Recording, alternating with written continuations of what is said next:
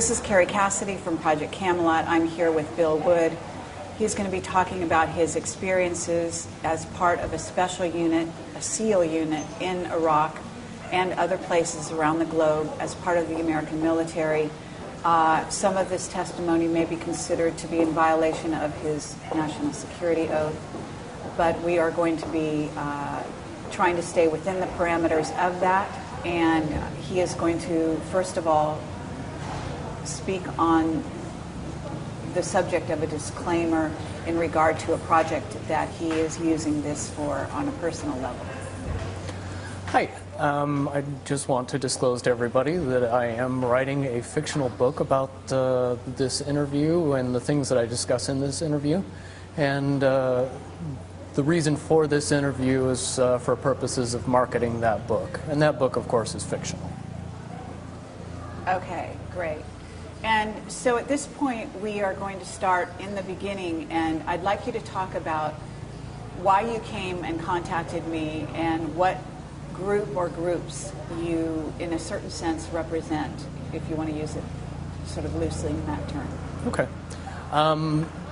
Basically, I don't really have any group that I represent. However, there are many, many people, both former and current military, that have a huge amount of concern over what the members of the military know to be what's really going on in the Middle East and places that we are occupying currently outside of this country. Those concerns have grown more and more throughout the years, and it's to the point where a lot of these current and former military members speak. The best description of these military members would be oath keepers. And an oath keeper is somebody who basically focuses primarily on the oath that they took when they joined the service, and not so much what they're ordered to be to keep secret or to tell as secret, as opposed to what is in the best interest of the Constitution and the country. Okay. Let's say also that there's a purpose behind this that has to do with the NDA. The main purpose for this interview was the enactment of the National Defense Authorization Act. The individuals that I speak with on a regular basis have grown a consensus that this is the end of the erosion of our constitutional rights, and it pretty clearly spells out in a lot of paperwork that America has been declared a war zone, and American citizens are subject to arrest and detainment outside of the constitutional protections of trial by jury, the right to an attorney, the right to being charged with a crime even is stripped away in that bill. I don't believe most of the American public has been properly informed via the media, so we're trying to get the message out and get some support in the fact that we cannot continue to allow the progressive erosion of the constitutional rights and expect to have our rights ever be taken seriously at some point. Okay, so at this point, Bill, when you approached me, I really had no idea what this was going to be about, and it was quite surprising that you had the kind of disclosures that you have and some of the background that you have. So what I'd like to do is go back through your testimony, because at the time I didn't have a camera, and I do want to say that we're in a public place here, but we are forced to be in this kind of a public place for a number of reasons that I can't explain on camera, but take it from me, there's a purpose for this. And at this moment, what I'd like you to do is start from the beginning, the way you did with me, and eventually I want to work our way to sort of some of the more what you might call top secret disclosures that happen later on. Some of the experiences you're going to be relating at this time may not be considered quite as risque or damaging or to the U.S. military as might otherwise have been perceived back in those days. Mm-hmm. Back in those days, you had a very special clearance, and so I would like you to talk as much about that clearance in setting up, setting the stage for the story as possible. Okay. So in June of '91, I joined the U.S. Navy, and I was less than a year into my Navy experience in training in Fire Controlman A School when I was approached to take part in a special team. At the time, I wasn't really told that much about it, other than it was secret. But from my background and my family involvement in the military, I was excited to take the opportunity. Shortly after that, I was reassigned to San Diego, California, and was assigned to a ship that was being built. So that gave me a lot of time to go to schools, which that comes in handy at this point, because very quickly after that, I was taken to this special training school and found out the details of which were, the basic sense is that I would be controlling Tomahawk cruise missiles and using specialized equipment that nobody really knew about in order to fly those missiles from when they come over the horizon to line of sight of the target, and to drive the missile directly into the target and be able to verify prior to the targeting of any kind of building or designation that it is the target that we are looking for, and then it is approached, and the Tomahawk missiles are used against it effectively, and then we also do bomb damage assessment after that. Okay, but the reason you got involved in all of this is because the Americans found, was it during the first Iraq War that their Tomahawk missiles were going off target? There was a problem with Tomahawk missiles in the first Persian Gulf War, and if anybody can remember the baby food factory incident, when buildings tend to look alike, they have trouble, the Tomahawk missiles have trouble telling which one's which. And the problem that they had, or that they found they had, was that it made the missiles only about 70% accurate. And that was a big problem because we ended up blowing up buildings that the Iraqis would then put on the TV and say they're blowing up baby food factories. And that tended to negatively affect us on the news. So we had to come up with a solution to that problem. Okay, and so they brought you and people like you on board. Can you explain why you were selected? The primary reason I was selected was A, because of my background. I came from a military family, and B, because of my qualifying scores during training. I found out later that they selected the people who knew absolutely everything about everything and were very good at taking tests and very good at solving problems, which is what it eventually came down to. It was after that that I found out that I not only scored very high on the test, I got a perfect score on the test, which is one of the main reasons I was approached, and the others in my group were approached. Okay, so what kind of a test was it, though? Does it test your intelligence? Does it test your, I don't know, is there a physical test as well? The original test was the ASVAB test, and that is just a standard military test that tests many aspects of how intelligent you are, how you process problem solving, how you approach different situations, and ultimately how much knowledge you have on many, many diverse subjects. When it comes down to it, it's a overblown IQ test and relates mostly to your cognitive reasoning skills. All right. And was there a physical test as well?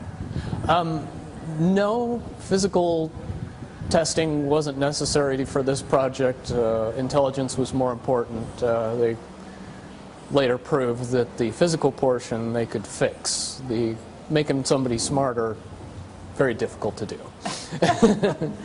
Okay.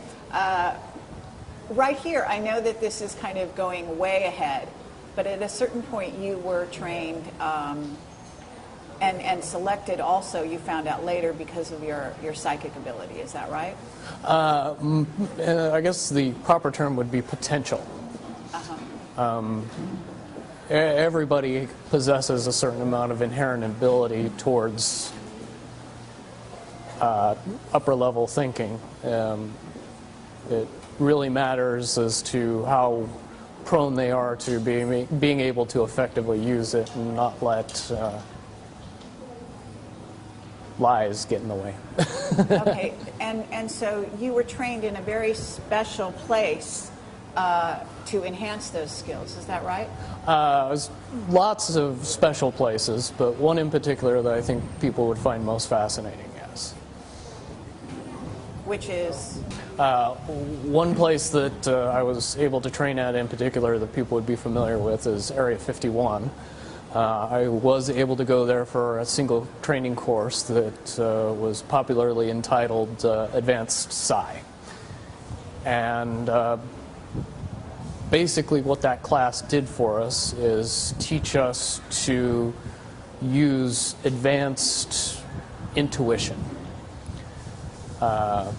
Basically bringing out your ability to know things ahead of time, predict things, delving into reading minds and predicting the future, if you want to use plain English to get into it. And would you say that you were trained as a remote viewer? Certainly that goes into the ballpark or the wider spectrum of what we are being trained to do. The wide spectrum is to trust and hone and use your intuition effectively enough that you could rely on it in tactical situations to give you more information than your five senses were giving you. Okay. And you and the other people you work with were a group of 9 people, is that correct? We were a group of more than 9, but it was 9 people that operated. We had officers and senior enlisted that helped us and a support staff, but essentially it was 9 people that were trained to do the job. Yes. Okay, and is that 9 people to go into the field? Yes. Okay. And so you went to school, and then what happened? At what point did you start to be deployed, or what was the trajectory? In 92, at the end of 92, we started to be deployed on missions. The basic overview of a mission would be to get to a target, usually by some extraordinary means of jumping out of an airplane or walking further than most people would imagine, getting within the line of sight of a target, setting up electronic equipment that would allow us to control the cruise missile via line of sight, wait for the missile to come inbound, sync up with the bird as it was in flight, and then use regular airplane type controls on the box or the targeter that, for what people know today, would be essentially flying a Tomahawk missile just like an operator would fly a regular drone aircraft nowadays. In my description, I would say that Tomahawk missiles were the first generation of drone aircraft. Okay. So did you have to have computer skills, special computer skills to operate something like this? We were highly trained in advanced electronics, optics, electromagnetic devices, motors, synchro servos, and also radar and laser energy. Okay, could you repeat that last line? The whole thing? Okay. We were highly trained in advanced electronics. We also did a special amount of work with optics, with electromagnetic devices, motors, servo synchros, and a lot of information about radar and laser systems. Okay. And so far, have we violated any kind of a security oath? Not yet. Okay. No, but I'm just going to ask you that periodically, just so that we can sort of monitor that situation. Because we don't want to endanger lives any more than necessary here. You know, both of us are adults and know what we're getting involved in here. So at that point, you must have been deployed to a ship, right? We were deployed. I was deployed on several ships during my career. But on this particular occasion, yes, I was deployed to a Arleigh Burke-class destroyer. Okay, and where was this based? It was based out of originally San Diego and then later moved to Japan. Okay. And so from this point, you were, can you describe the team you worked with briefly, and then how you were sent out on missions and where specifically the problems began? Originally, we were deployed to missions throughout the Middle East in various countries. The one that mainly I spent time in was Iraq, and that area of the Middle East. To most people's understanding, I think everybody thinks that the Gulf War ended shortly after it began in 1991. However, I do have personal experiences that would say that the level of occupation and level of violence that the American military perpetrated between 1992 and 2000 would be surprising to most people, I believe. Right. So at this point, you were deployed with a team on these missions, is that right? Right. Basically, the designation that we had was SEAL Team 9. Now, if you do all of your research, you find out SEAL Team 9 doesn't exist. That's okay. Until recently, SEAL Team 6 also had the same level of security and also didn't exist until shortly after we killed bin Laden.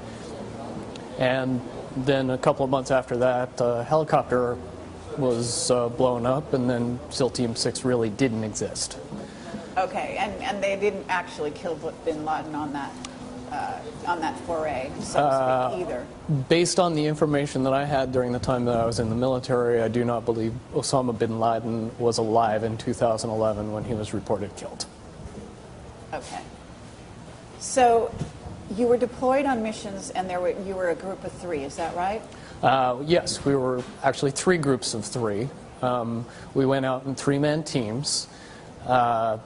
Basically, we were all trained to do each other's jobs, but we tended to do our individual jobs mostly. We had a team leader who was a first-class petty officer. We also had another member of our team who tended to concentrate mostly on weapons and protecting everybody while I was doing my job mostly. And then I ended up running the equipment most often and flying the Tomahawk missiles and the air surveillance drones that we would use to also cover our butts when we were moving around. Okay, so you were targeting the missile, in other words? Yes. Okay. From when I started operating in about 1992 to about 1995, most of the missions that we were performing seemed military targets and above board and worthwhile for the level of effort that we were putting into it. Although we were not at war. Although we were not at war, we were going after viable quote-unquote targets, or things that at least seemed viable from the outside. Okay, but they were so in a sense, I mean, if we're not at war, for us to be sending a Tomahawk missile to bomb even a military installation in another country is technically an act of war, is it not? It's very much an act of war and completely violates UN rules and regulations. Yes. Okay, and so you were doing this on a regular basis? Yes. As part of a top secret group? Correct. Okay. Are you able to describe what kind of clearance you had? The level of clearance that I had, or the designation for my top secret level clearance, would be Indigo.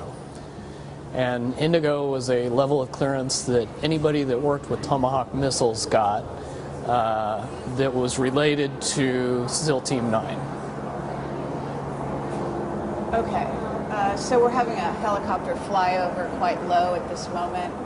Not sure why, but it's an interesting dynamic. So we're just going to wait just a brief minute here and see if we can hear it disappear.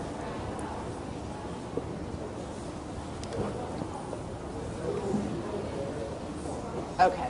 So at this point, you were doing targets, and you were doing them in what countries? Throughout the Middle East. Do you want to name some of those countries?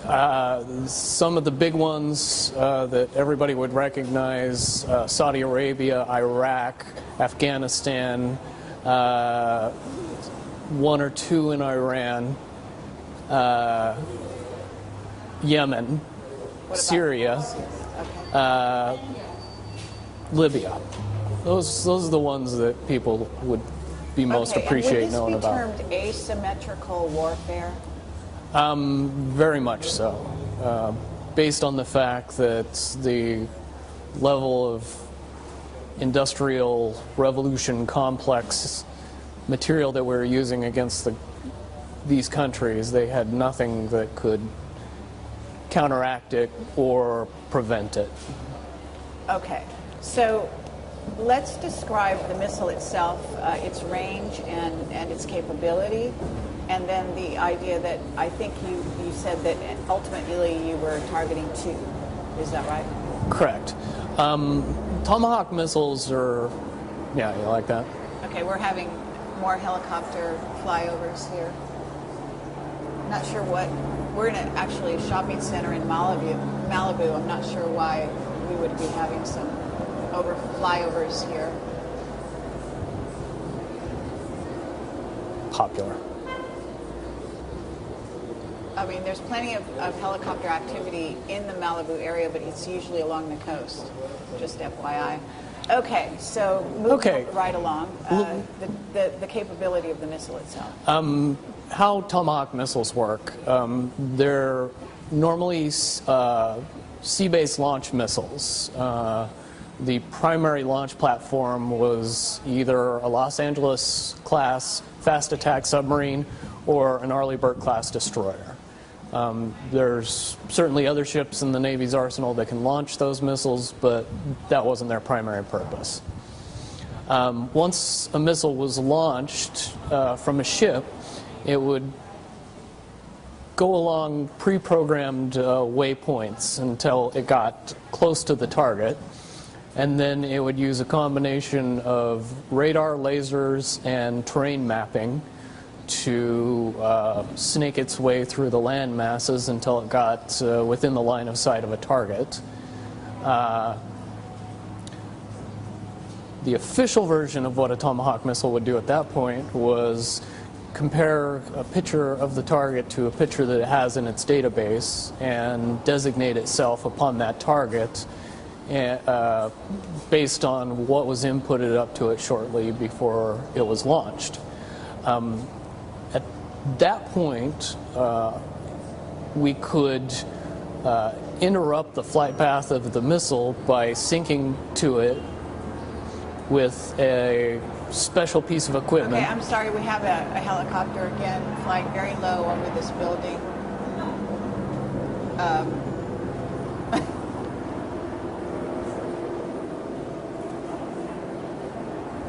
I mean, if this continues, we'll probably have to move on to some other location. That's fine.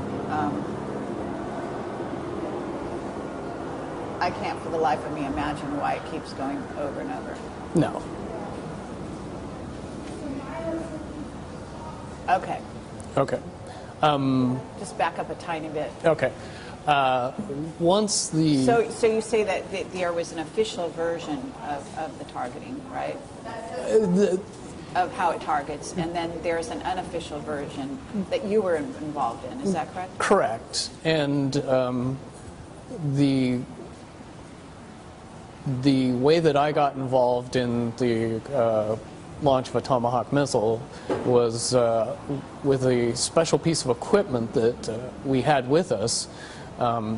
We could get in between line of sight of the missile and the target and sync up with the missile and control it remotely from that piece of equipment. And basically, the only thing that does is control it just like everybody would understand how a drone is controlled by a pilot that's stationed in Las Vegas when the drone is in the Middle East.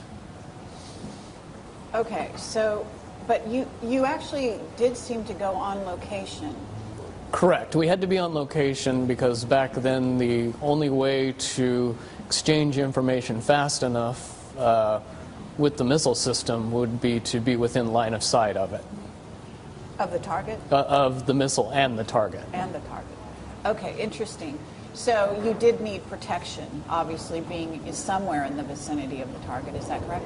Correct. And that's where all that cool advanced training came in. Experts at counter detection and counter surveillance certainly aided in our cause, as well as... Okay, we have another helicopter going. This one's different, though. Yeah, isn't it? Not the same one. Not the same. Okay, so...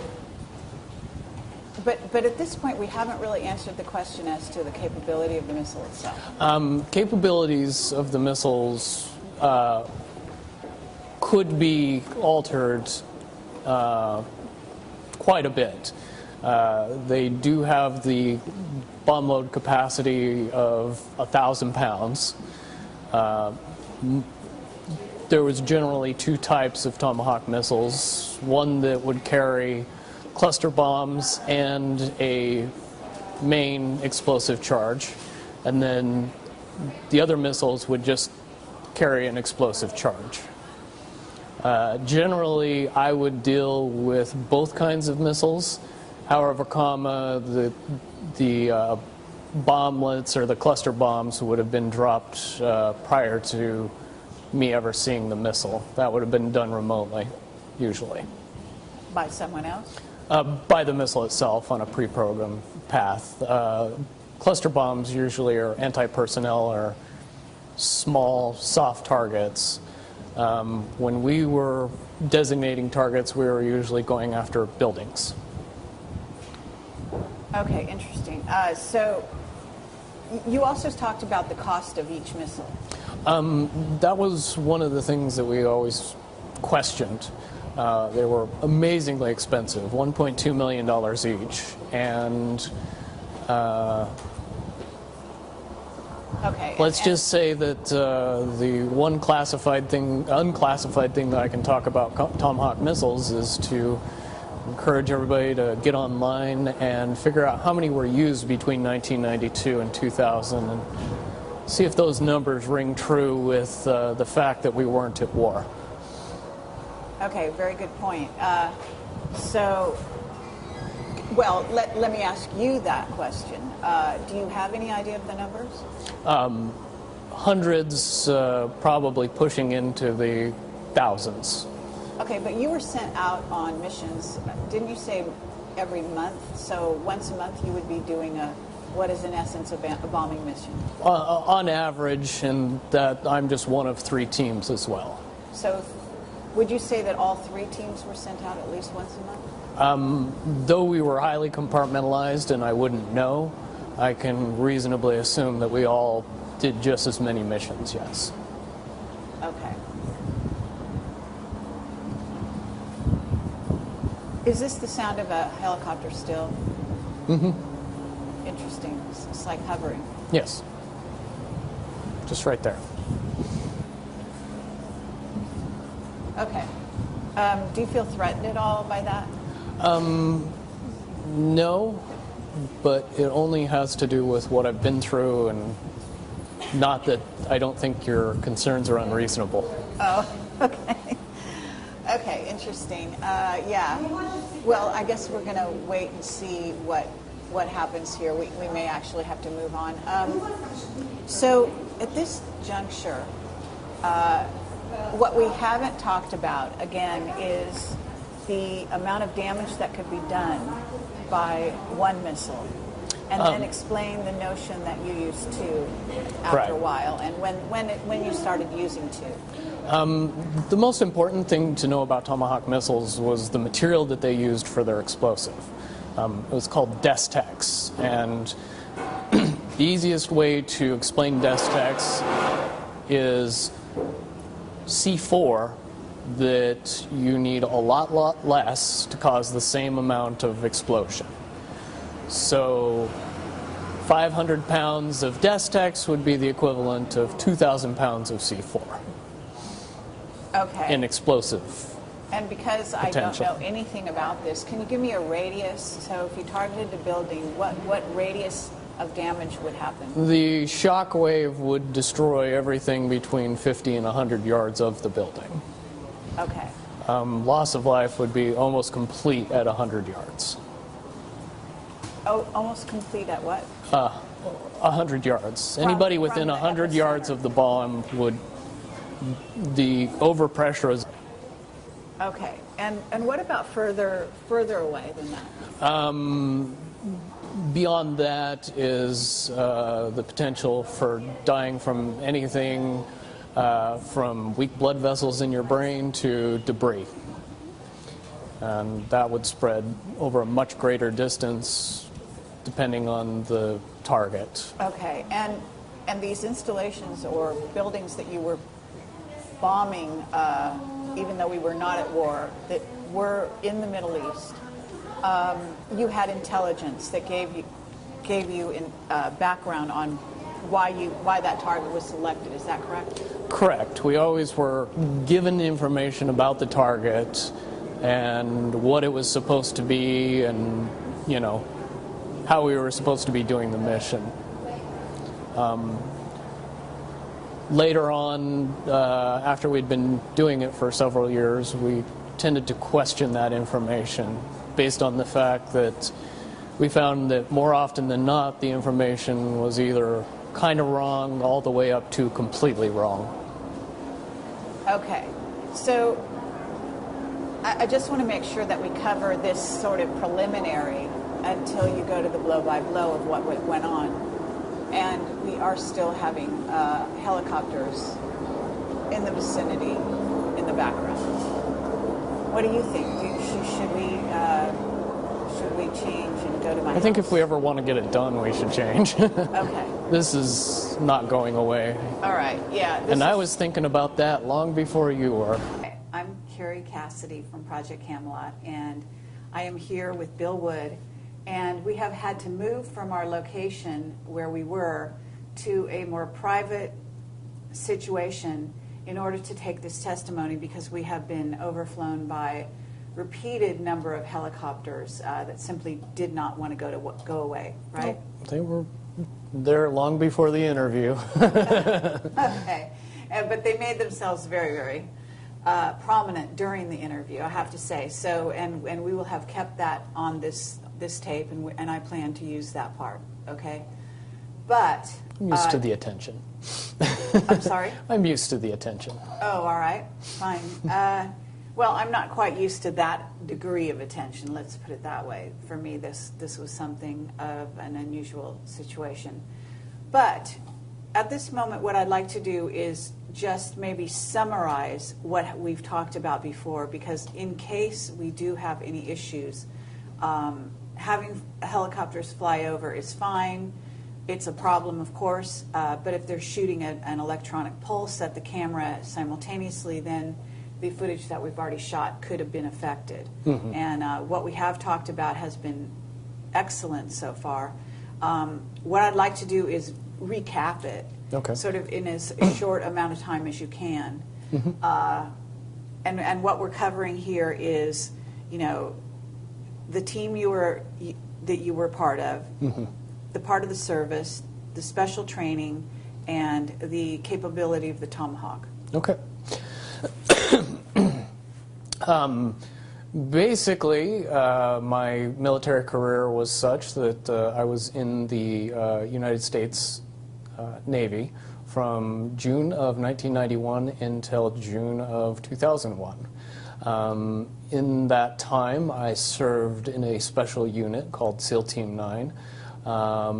We were trained primarily to use us as an asset to control and handle Tomahawk missiles, cruise missiles, that were used inside the Persian Gulf region in the Middle East throughout the time frame of 1992 to 2000, to my knowledge. And those missiles were used in a capacity similar to what people would understand how drones are used today, both as intelligence gathering, but obviously the end game with Tomahawk missiles was to blow something up at the end of the flight. So that's what we would do over a secure link.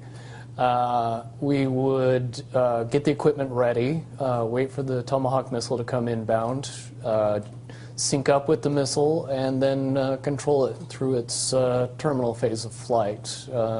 And then after detonation, we would do bomb damage assessment and then get out of the area quiet as ghosts.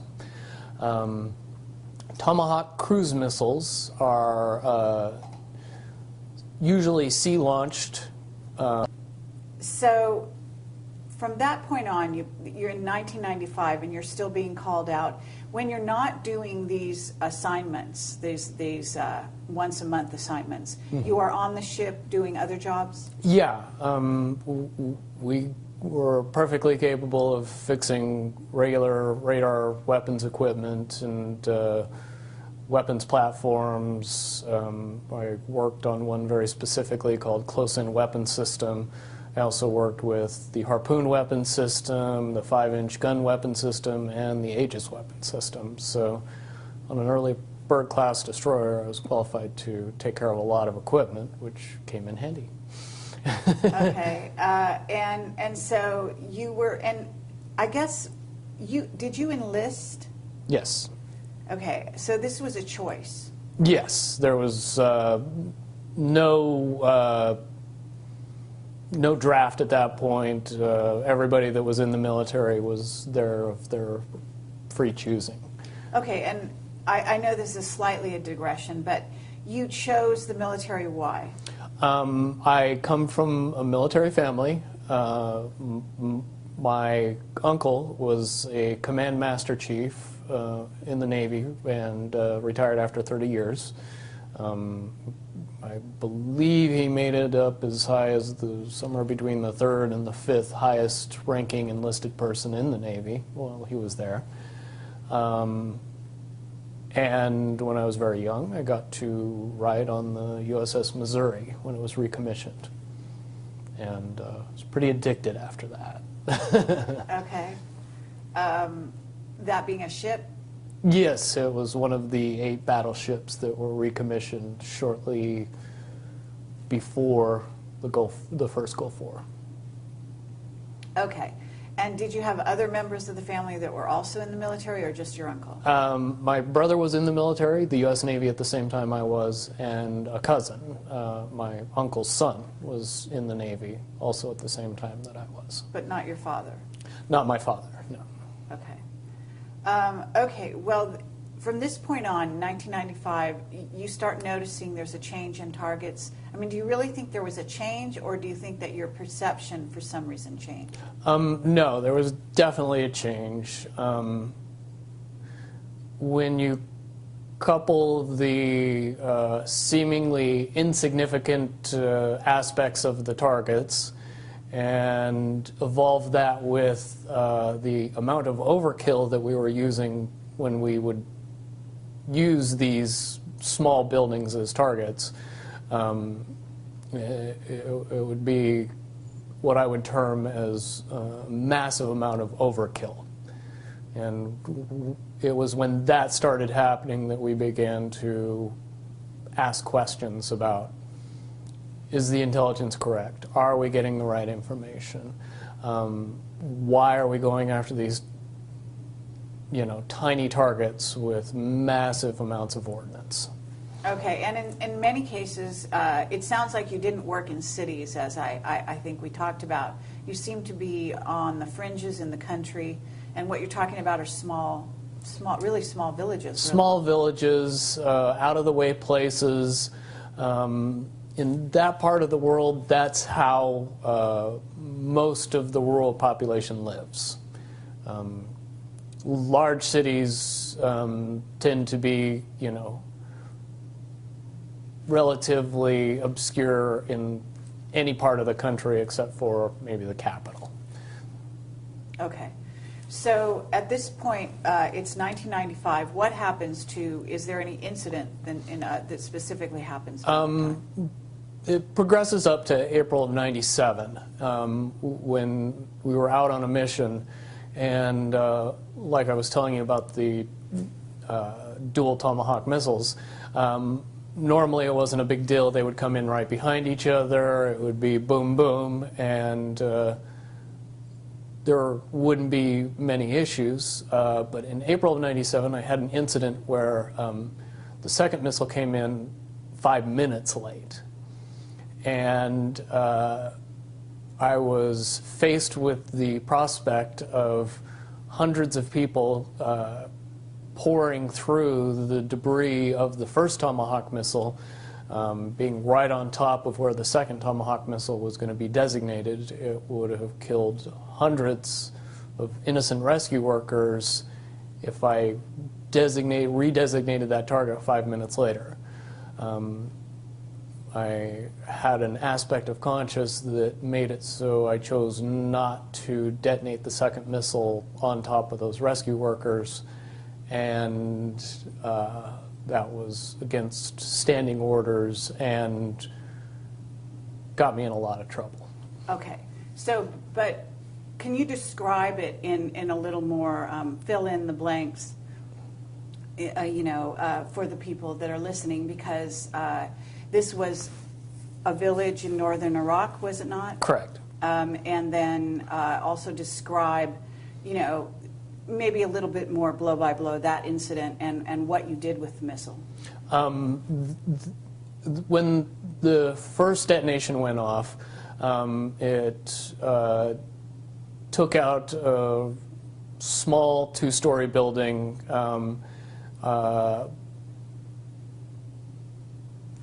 that was kind of set off away from most of the other area.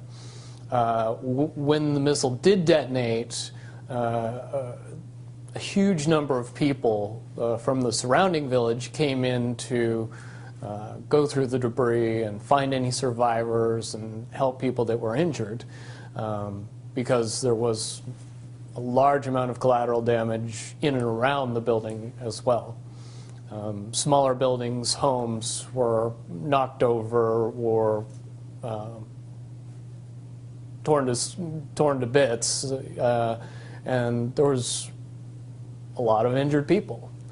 So, and what you were saying was that the impulse of the townspeople when any building is targeted is afterwards is to rush in to sort of deal with the wounded or Correct. Handle the situation, right? And yes, and that was normal for my experiences to see people go in after the detonation and do what they could to help the people that were inside or the people that were hurt outside. Okay, and so at that point, what happened? At that point, I made the decision not to detonate the Tomahawk on its designated target, and I flew it safely off into a mountain and detonated it there where it didn't hurt anybody. Okay, and what people need to understand is that you were completely in charge of the controls at that point, right? Yes. So it wasn't the other two people that you're working with that necessarily agreed with that decision. This was your own decision? This was my own decision, and there was nothing that the other two people could have done to make it happen, because there was just no time in between when they realized something was up and then the missile was destroyed instantly after that. Okay. Certainly they realized afterwards what I'd done, and that it wasn't going to go good when we got home. All right. And at this point, you were in northern Iraq? Yes. And how far away from the place of detonation, so to speak, were you?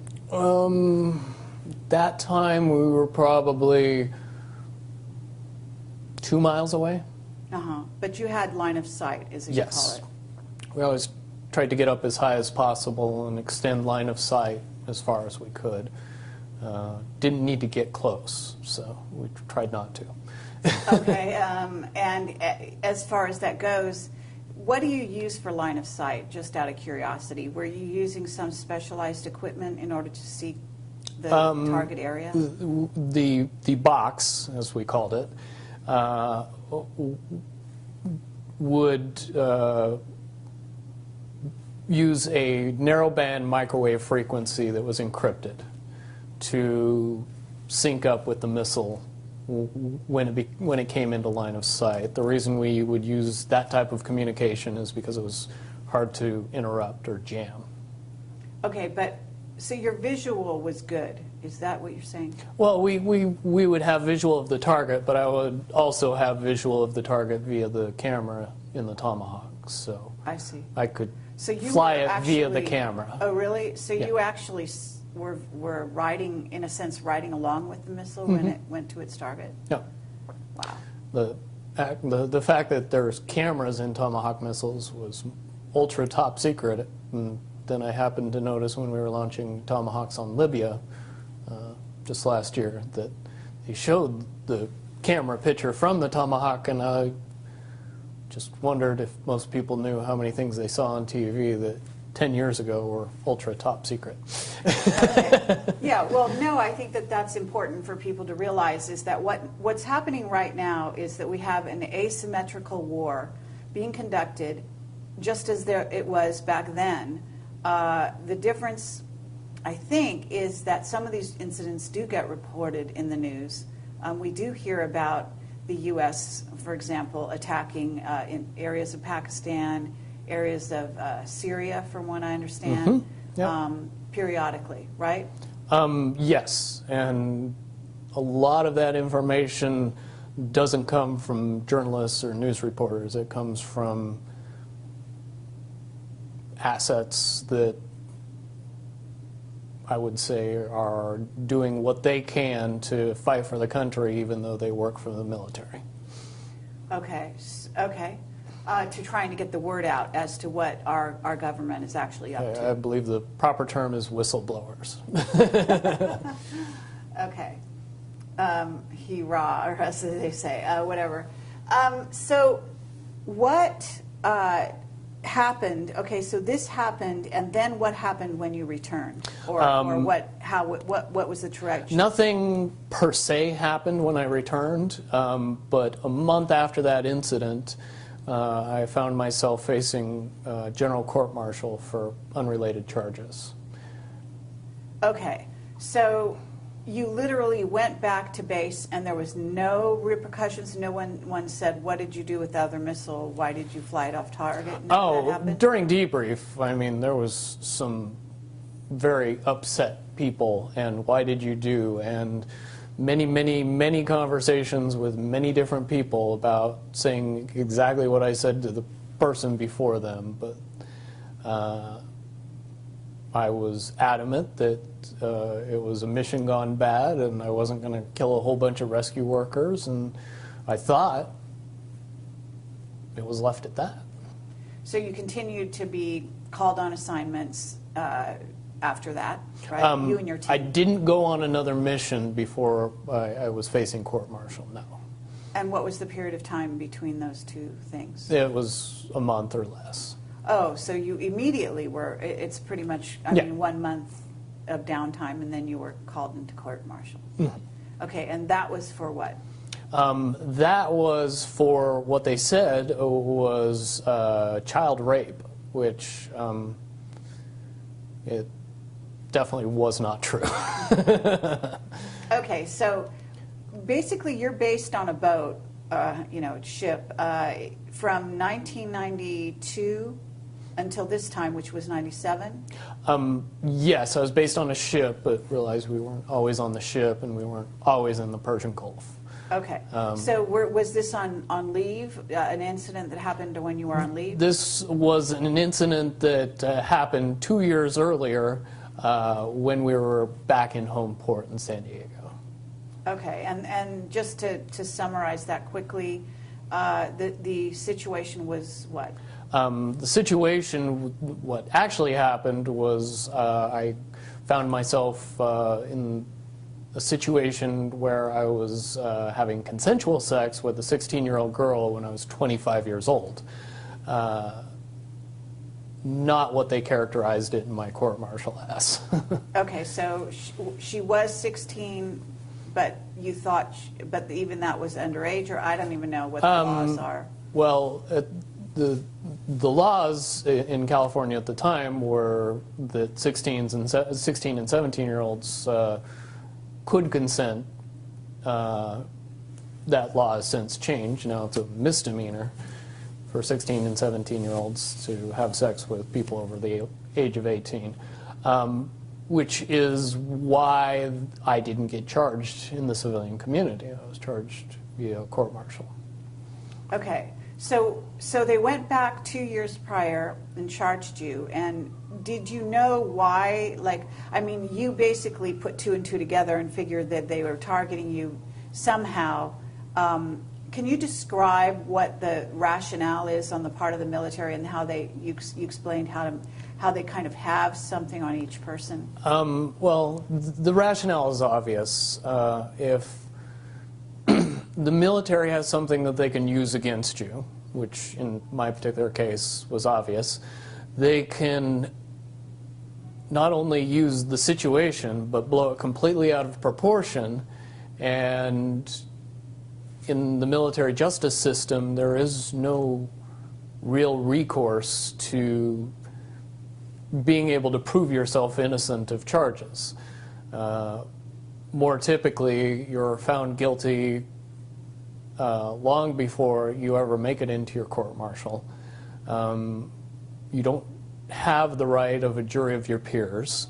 Your jury consists of military personnel that are senior to you in rank and that have an overwhelming desire to protect their career over what they decide in your court-martial. So, in other words, they're sort of conditioned to find you guilty regardless, because that works in their favor. Absolutely, because if you go into a room being told by somebody that's in authority over you that a person is guilty, it's nearly impossible to be an impartial juror at that point. I think Bradley Manning could tell us all about that. Okay, yeah, no, that's pertinent, actually. Okay, so at this point, you've actually, gone against orders. They decided they want to pull you back into rank, or whatever you call that, rank and file. So yeah. what did happen then? Shortly after I was charged, I was contacted by my SEAL team lead officer, who was a lieutenant, and he gave me the option of rolling the dice and facing my court-martial and pretty much guaranteeing that I would spend 11 years in Leavenworth, Kansas, or I could take a slap on the wrist, plead guilty to something completely innocuous, and go back to work and do my job as a good sailor would and blow up targets with Tomahawk missiles and not say anything about it to anybody. That's what I chose to do. And you also suggested that they sort of had something on the other members of your team as well? I believe they had something on every member of our team, because we all had at least one skeleton that we all knew about. So it was definitely something that would make it so they could pick and choose and destroy the life and career of any member of our team and easily get away with it. Okay, if for some reason one of them decided not to follow orders or be insubordinate in some Correct. fashion. Or something similar to what I did. Okay. All right, so when you did what you did you have the sympathy, assuming that everyone found out about it, did you have the sympathy not only of the people, the two on your team, but other team members, or was there, were they not sympathetic? Yes and no. Really, the only two people that had all the information were the two people that were on my team. We were fairly well compartmentalized from each other. The other members of the other two teams got the military's version of the story long before they ever heard mine. So when you're given the military version and the guy you know's version, it's very conflicting, and I'm sure most people saw it for exactly what it was, but at the same time didn't want to believe anything but the military version because they don't want to think about the reality if my version was the true version. Okay, because what your version, in essence, said was that not only was 2 Tomahawk missiles overkill to begin with, but that on top of it, these were soft targets, and that targets in and of themselves were suspicious, right? Correct. And basically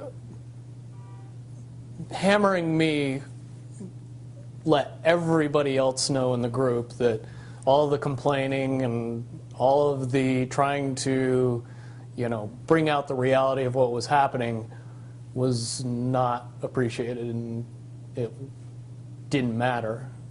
It made every member of the team feel like they ultimately had a gun to their head, and free will wasn't an option. Just do your job, don't think. So what happened at this point? You accepted the deal, and then what happened? I accepted the deal. I pled guilty to a charge of unlawful carnal knowledge of a minor. I swear. Very Van Halen, but...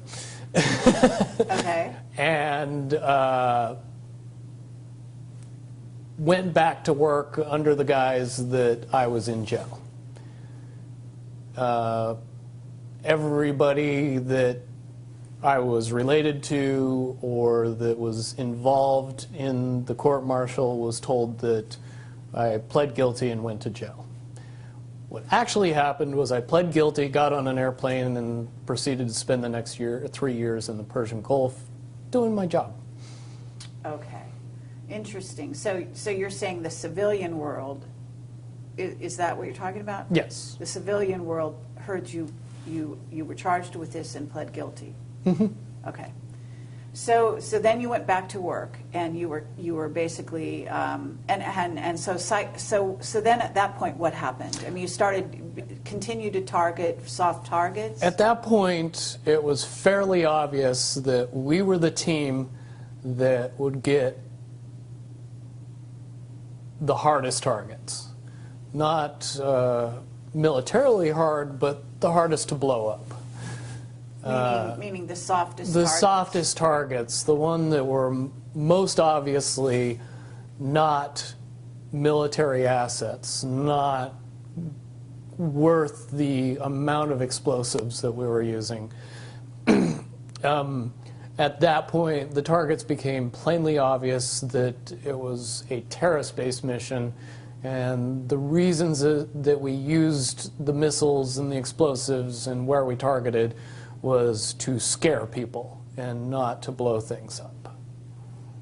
Okay, but you did blow things up. Yeah, but it was not... The destruction wasn't the main mission. The main mission was to scare the people that survived and get them talking. And was it to turn them? I guess I'm kind of It's interesting because at that point they have like a captive audience, so to speak, in you guys, such that they can do whatever they want with you, and you can't complain, you can't object, because you're sort of under a certain level of coercion to be quiet, right, and do your job, regardless of what they ask you to do. So they can really sort of run you all over the countries, doing whatever they want. But how does this sort of state-sponsored terrorism, as it were, facilitate an agenda? Do you know, like, how it links up? I can see it more properly in hindsight now, but it's very easy to understand. What we were doing was creating the problem. When enough people are left behind with enough dead and injured relatives that strapping a bomb on themselves and doing a suicide mission seems very reasonable.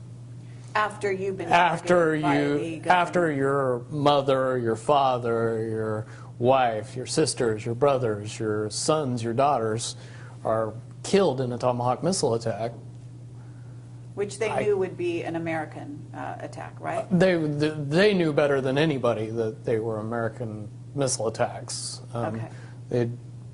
Most Iraqis were well aware of Tomahawk missiles, what they did, how they did it, and more importantly, how many people they killed. Okay. It was a big deal to them. They didn't like that terrorism. So in a sense, it was homegrown terrorism being bred out of these incidents that Correct. The U.S. was actually creating the problem, as you rightly said. Correct. That also coupled with our occupation of bases in Saudi Arabia. Plenty of people in Saudi Arabia were very, very unhappy about us being there long after the first Gulf War. This is 1997.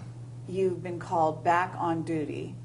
And you said for the next 3 years you're given targets that are highly suspicious, and basically we are creating terrorists that will sort of facilitate the so-called war on terror by actually manifesting that ourselves.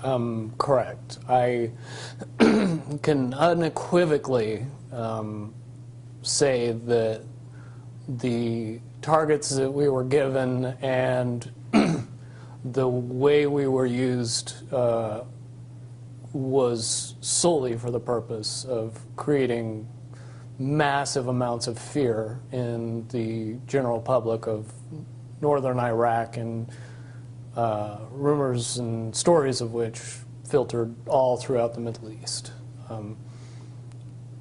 Definitely in 1998, I would say that the average Middle Eastern person knew for sure that the U.S. military was targeting civilians under the guise of combating terrorism. At that point, your sort of mental state must not have been great, right? No. I was very distant and dark. I was only able to deal with the fact that I had to do what I did because I knew that the consequences would just put me in jail. Would you say that that was true of the other team members as well, or? Certainly, everybody was well aware of my situation after that, and my situation coupled with the targets and the evolution of what we were doing as far as warfare was plainly obvious to everybody that was performing missions. Okay. So what happened then at that point? Basically, we continued on to go after these soft targets and do our jobs and not really say anything.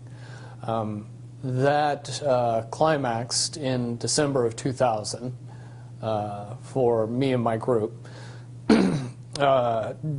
during the time that we operated in northern Iraq, we found certain groups of indigenous population that we would consider assets and would use on a semi-regular basis to accomplish our missions. In turn, we would help the indigenous people of the villages with food, water, ammunition, protection, intelligence, give them what we could to pay them back for the kindness that they offered us when we needed help. Okay, and these individuals or the villages where you were finding shelter, so to speak, were they among Kurds or among Shiites? Kurds and Shiites. Sunni sect wouldn't help us. Oh, all right. But the Shiites and the Kurds, they were more than happy to try and do something positive for their country, to try and help the U.S. military. So eventually the dictatorship that existed in the country would eventually fall and they would have democracy and freedom. That's what they believed. That's the rationale that they were sold, so to speak. Yeah, I mean, it wasn't propaganda. It was more of a choice between the lesser of two evils, I guess is the easiest way to say it. So, okay, so this went on until 2000, and then what happened? In December of 2000, we came back to a village that we were using as an asset. And on the mission before this one, we had gotten intelligence from the village elder that described an imminent attack on U.S. soil that involved pilots. Did not understand what the information meant, but we took it back to base and reported it, and didn't think much of it. Later, very soon after that, we went on another mission, came back to the village, and discovered that the village was destroyed in a Tomahawk missile attack. At that point, we were psychologically broken as to how we were being used and the obviousness of that village being destroyed. There was no military significance whatsoever in destroying the village. There was probably 30, 35 people and no permanent structures other than 3. And initially, and so before it was destroyed, these right. people lived very simple lives. They were very nomadic and detached, and there would be no reason whatsoever to bomb that particular target unless the information that we obtained was significant. But you didn't bomb them. No, it was another one. It was another team that knew of the village, but when they destroyed the village, they didn't know who they were bombing. They were told lies. Okay, so and this is, in theory, one of the teams of the 9? It was one of the other teams in SEAL Team 9, and I know which team it was. When we got back home from the mission, and I actually got into a violent altercation with the person on that team that does the job that I do for my team. And it sent shockwaves through the 9s. It really fractured things and tore us apart. In my estimation, it was probably either the end of the end or the beginning of the end of the SEAL Team 9 program and its mission.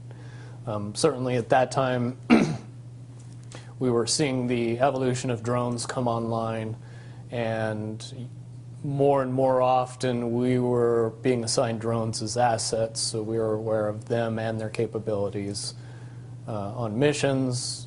And shortly after that, drones became weapons-based platforms, and they started using the much more humane Hellfire missile to accomplish the goals that we were accomplishing with Tomahawk missile attacks. When you say much more humane, are you joking? Tongue-in-cheek, Hellfire missile has a 25-pound warhead. Tomahawk missile has 250-pound warhead.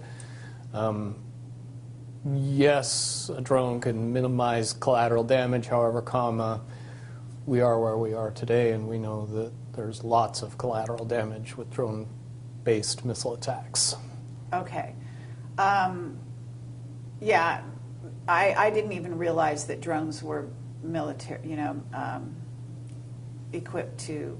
I thought they were simply surveillance. Yeah, most people don't. Not one of those well-advertised things that our media keeps us up on. Right. Okay. So at this point, you basically had what you call an altercation with the individual who bombed this group of people who had been giving you guys shelter. Who, in a sense, it was almost like I don't know if it's like a shelter or a home base for you guys. This small village, right? So the village is destroyed. It wasn't a home base. It was. It was an asset that we used in a military sense, but at the same time, we developed an emotional connection to the people of the village. We knew who they were. We knew what they were about. We knew the basicness of their living and how they went about. And destroying that village and killing all those people was unnecessary and sad. Okay. So at this point, what happened within your sort of when you attacked the person, did you almost kill them? Yeah, I got into a fight with them.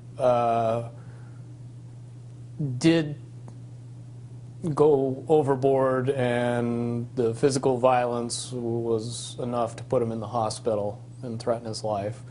I'm pretty sure the only reason I was able to do that level of damage is because that person didn't fight back. Certainly we're evenly matched as far as hand-to-hand weapons combat at any other given time. The fact that I almost killed him doesn't seem possible unless he felt guilty and just didn't fight back. Okay. So at that point, what happened?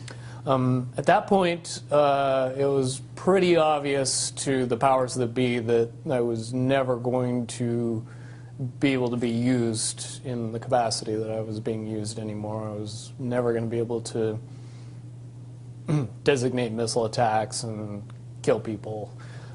So I was taken out of service and put in a psychological hospital for 6 months. I spent most of my time in a drug-induced haze/coma, experiencing wild hallucinations, paranoia, and treatment programs that focused my mind solely on fear and distorted reality and believing in a bunch of things that were only manifesting themselves because of the drugs, the hallucinogens, the psychotropics. So they were basically messing with you at that point through, would you call it mind control techniques? I would more correctly characterize it as mind destruction or psychological destruction, stripping me from all reality as far as, up and down, left, right.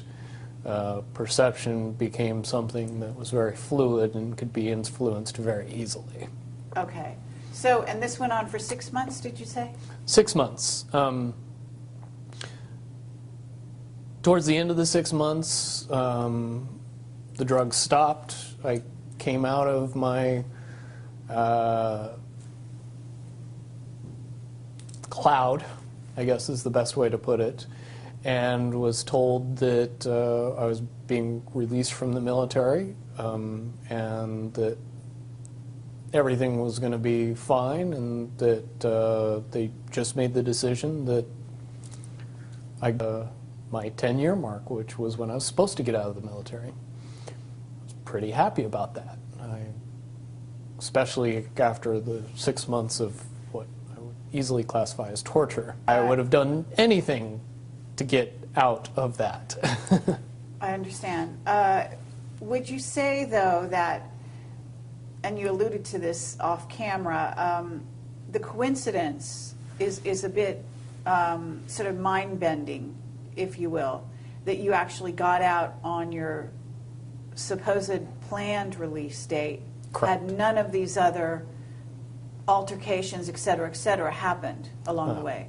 According to my court-martial, I should have spent 11 years in prison. According to paperwork that I have, I spent exactly 3 years and 1 month in prison and got out at exactly the time I would have gotten out if I would have otherwise been discharged. So the two questions I would ask is, do we normally let people out 8 years early, and do we normally pay them while they're in prison? I don't think those would be easy questions for anybody to answer inside the military right now. And I've proven that since I've gotten out. You know, there's so many avenues we could go down, and I did ask you to watch the video of Duncan O'Finian, which you weren't familiar with prior to our No, interview. didn't know he even existed prior to you mentioning it. So. Okay, and do you want to say your reaction to seeing that? My reaction would be mostly based on my perspective and what I know. And in a word, the things that I heard and the information that he gave were eerily similar to many, many aspects of my training. It was quite spooky, the things that he went through and the things that I went through, how strangely they coincided. And I understand completely why you would bring it up, because they are, for all intents and purposes, parallel paths that we both experienced on some level. At this point, you got out of the military. What happened then? I got out in June of '01. I went back home to Salt Lake City, Utah, and got a construction job, and was going to be completely content putting all of my military past behind me and moving on with my life. On September 11th, however, that thought process got majorly interrupted when the Twin Towers were attacked, the Pentagon, and another flight was hijacked. It was at that point, based on my experience, that I looked at the events of 9/11 and drew much, much different conclusions about the whys and wherefores of the event, and some major, major problems with the popular story. Based on what happened. Certainly if you're the guy that for 8 years drove planes into buildings, you might see the correlation between somebody coming back and doing it to us. But when you're saying drove planes into, you're actually referring to the Tomahawk missile as a kind of a plane? Tomahawk missile flies like an airplane. It acts like an airplane. It can be controlled with normal airplane controls. It has wings, it has tail fins, it has a rudder, it has a jet engine. It sounds like a jet. It would be hard, based on the fact that they fly very low to the ground and they fly very fast, to get a good look at it enough to be able to tell it from typical airline plane to a Tomahawk missile. Certainly all anybody would get is a glimpse. Okay, and basically you also talked about the, because they said there was a missile that hit the Pentagon, that it wasn't a plane, and you actually have some very good evidence, in a sense, to substantiate that that was much more likely to be a Tomahawk missile. Correct. The best information out there, in my opinion, is a documentary called Loose Change. It tells out all the information in much, much greater detail than I can express it. But the one important thing that I noticed was the turn that the airliner supposedly made before it actually hit the Pentagon. That turn would be almost impossible to make with a 757. If you want to fire up your flight simulator and buy all the controls that airplanes have and try to do it on a flight simulator, I think you would find that you crash the plane every time. However, that turn was something that I had seen many, many, many times when I used that turn to overfly a target, come around and hit it again after I'd marked on top and verified that that indeed was the actual target with the inboard camera in the missile. Also, where an airliner's wings are particularly susceptible to damage, and knocking over 5 light poles would be an issue when you were trying to control the aircraft at low and slow, like they were. Tomahawk missiles' wings are reinforced and aren't filled with fuel, and very, very hardened surfaces that make it so if the missile's ever attacked, it would still fly into its target. Certainly it could knock over 5 light poles and not even blink before it hit the Pentagon. The other eerie part about the whole situation is that it hit the Pentagon at the one area of the Pentagon that had just received a reinforcement or an upgrade that made it the most reinforced part of the building. The part of the building that would be damaged least by an attack. Couple that with the fact that there wasn't any jet fuel blowing it up, and that the wingspan of an airplane driving into that building doesn't match a 757. You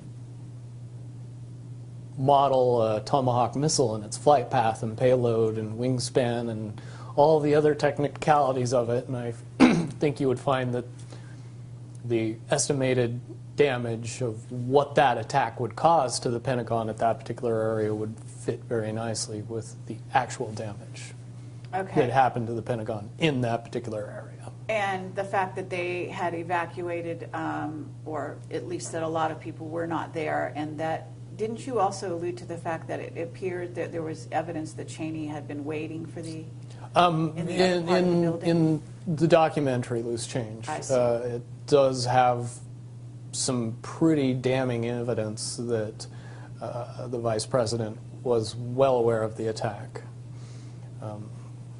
Then again, you could look at the reaction of President Bush at the time that he was notified and realized, assume that somebody knew something ahead of time. Well, his reaction would be stereotypical of that, in my mind. What you also alluded to was the idea that you weren't the only one who, or your group, your SEAL team, weren't the only ones that had received advance warning of 9/11 during the time prior to that. Is that right? No, I would say most government agencies received some notification or some warning of the attack ahead of time. Certainly there's more than enough actual evidence out there today that's as easy as getting on YouTube and doing a search to find. after that, I spent a lot of time and effort going back and connecting a bunch of little pieces of information that, if somebody was doing their job back then, could have easily determined exactly what was going to happen and prevented it. Okay, meaning you went back and looked at intelligence that had come in over the years, or? Not over the years, but over the weeks and months prior to 9/11. Okay. So at that point, you're in a situation where you have actually been sort of, as you call, flying these planes into buildings using Tomahawk missiles. 9/11 happens. You suddenly, in a sense, that's like a wake-up call, I would imagine. Oh, it was a huge wake-up call, because now I knew what the incident involving pilots was all about. And if I knew about it, who else knew? Who else should have known? Lots and lots of questions came into my mind very quickly. And also watching the demolition of Building 1, 2, and 7, based on the fact that I've seen a lot of buildings blown up. And I've seen a lot of buildings demolitioned on purpose. Most Americans haven't seen a lot of buildings blown up. They've just seen a lot of buildings demolition on purpose, and really can't separate the two. When they see a building being demolished and hear it's being blown up, they mesh those two together and just assume that that's what they saw. If you know anything about the physics of explosives and actually blowing buildings up, very rarely, no matter how much ordnance you use on it, does it fall down completely, even tiny buildings. But what I saw on that day was buildings falling down as if they had no structural support anywhere throughout the building. In other words, a demolition. The only way that can happen is if all of the support throughout the building is removed specifically on time and on purpose. Certainly if Tower 1 and 2 fell down the way from the destruction that they said that it fell down from, the top of the building would fall down, and then it would slow down because it was meeting the resistance of the structure below it. That never occurred. It fell straight through the building all the way to the ground with very little in the way to stop it. Again, any demolitions expert could tell you beyond a shadow of a doubt that that's absolutely impossible. You couple that with the information that when the Twin Towers were built, that they were built to withstand a 707 attack, and they were engineered specifically for that possibility.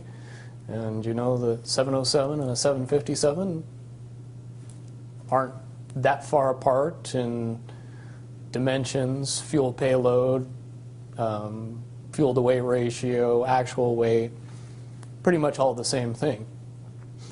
Prior to 9/11, all of the information says that attacking either of those buildings with an airliner and driving it into the building couldn't knock it down. Okay. And certainly it wouldn't knock down the building next to it. Okay. So at this point, you know, because this is not really, I mean, 9/11 plays in, but this story goes on beyond that. So at this point, what happens in your life? What goes on? At the time of 9/11, I had just gotten out of 3 months removed from the worst nightmare I could ever imagine in my life. I was not anxious to go back to that. So I kept my head down and I didn't say anything, and I wasn't about to tell people what I knew. Things had to evolve more and more out of control, and eventually they did, to the point where, you know, I was hearing that Iraq possessed weapons of mass destruction, which I knew couldn't be possible based on the fact that we had blown everything up that could even be remotely classified as a weapon of mass destruction. The country was not capable of sustaining a weapons of mass destruction program based on the amount of devastation that we had been pouring on it for the past decade. And so I knew something was up after that. The enactment of the Patriot Act further solidified my problem-solution beliefs on what happened with 9/11. Ergo, we created a problem and then were given the solution. And we never really questioned that solution. Never were really told that, yeah, but they attacked us because we had been attacking them for the past decade.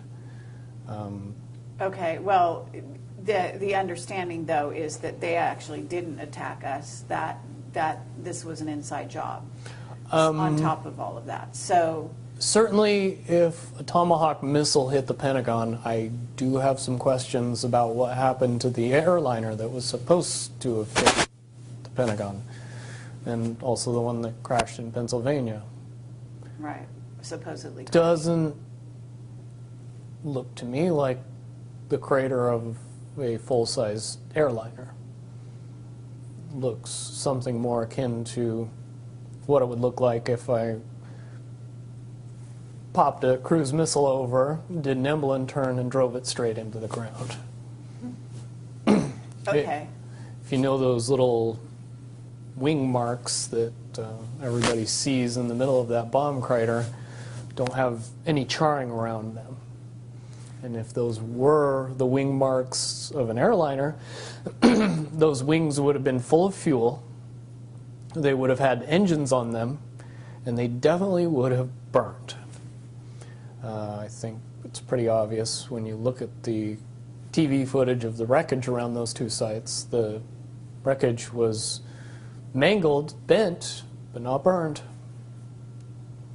At this point, you've had a wake-up call, and what happens in your life, because you also talked about a certain degree of surveillance, that you didn't just walk away from the military. At some point, you were under the purview of the DIA, is that correct? Yeah. Everybody that possesses a level of clearance above top secret is watched and monitored long after they lose access to that level of clearance. Certainly a secret is still a secret even if you don't let the person that knows the secrets know any more secrets. So no matter what they did, I possessed a huge amount of information that the population in large needed to be kept secret from. So yes, you get used to a regular amount of surveillance, a regular amount of interference, regular communications with some mysterious people that come up to you and just start talking that you've never met before, but they seem to know everything about you. And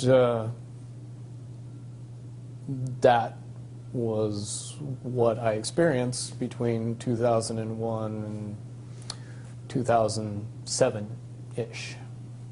So at this point, you have been spending from 2001, when you had sort of a wake-up call, what did you do? Did you just continue to do jobs, or? I continued to do jobs. I ended up going to college and getting my degree in electrical engineering.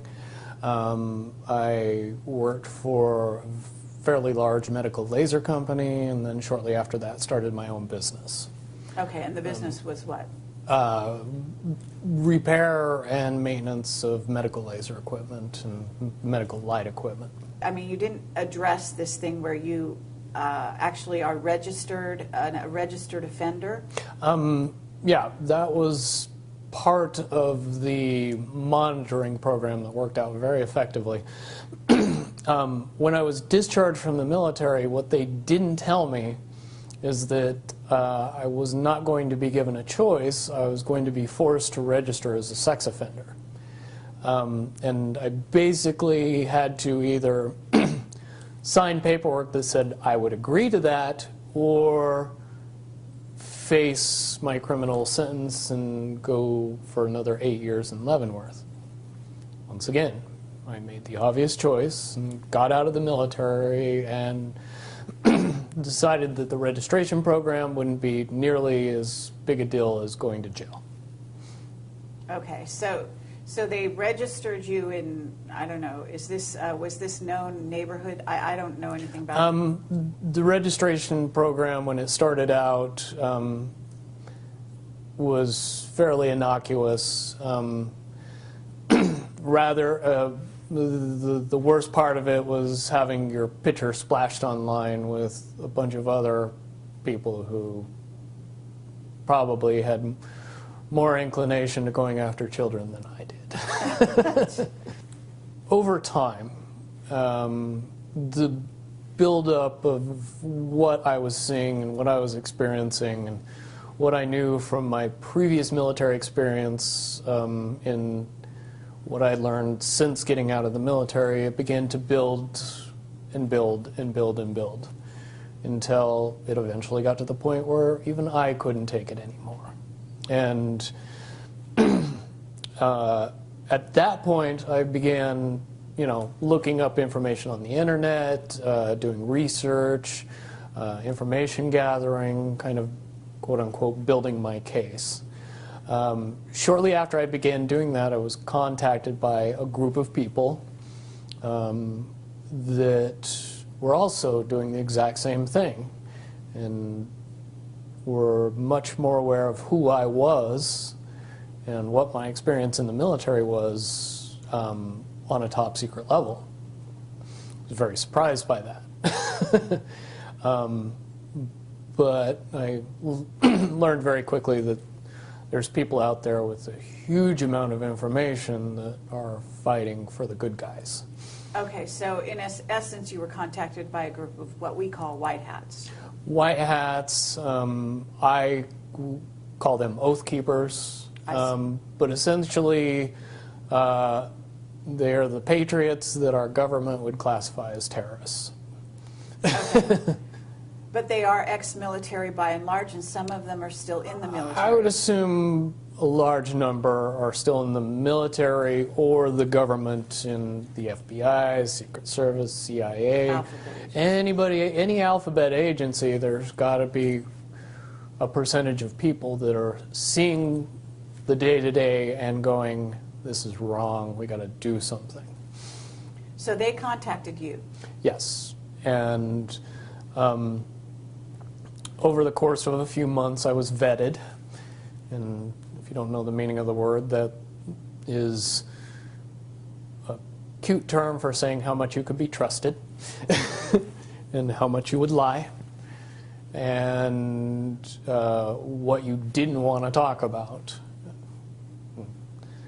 When you figure out that the people on the other side of the vetting process already know all that and they're just trying to figure you out and see if all that's true, if you respond exactly the way that you are portrayed in their minds, it's very encouraging. And, they knew my deepest, darkest secrets, and they knew even more than that. And when I came out with the information I did, I kind of graduated and got a trusted role in a very compartmentalized world. Okay. But at the same time, there was some kind of incident, wasn't there, with the DIA in which you started to refuse to be dealt with the way they wanted you to be dealt with? Right. Shortly after I decided that I was going to do what it took to see my part of justice being brought into the limelight and into popular knowledge of the world, I also told the DIA handlers that visited me shortly after that incident that they could not bother talking to me anymore because I wasn't going to be handled by the government. And I was going to be a problem, and I was going to be a loose end. And I was going to be somebody that they had to worry about.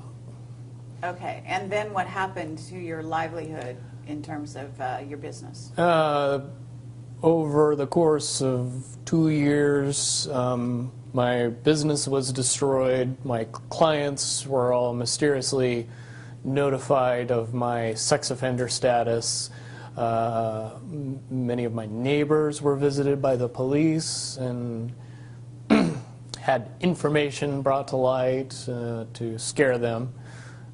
Fortunately, didn't know that my next door neighbor was my best friend, and I helped him get the house, so that's how I know this all happened.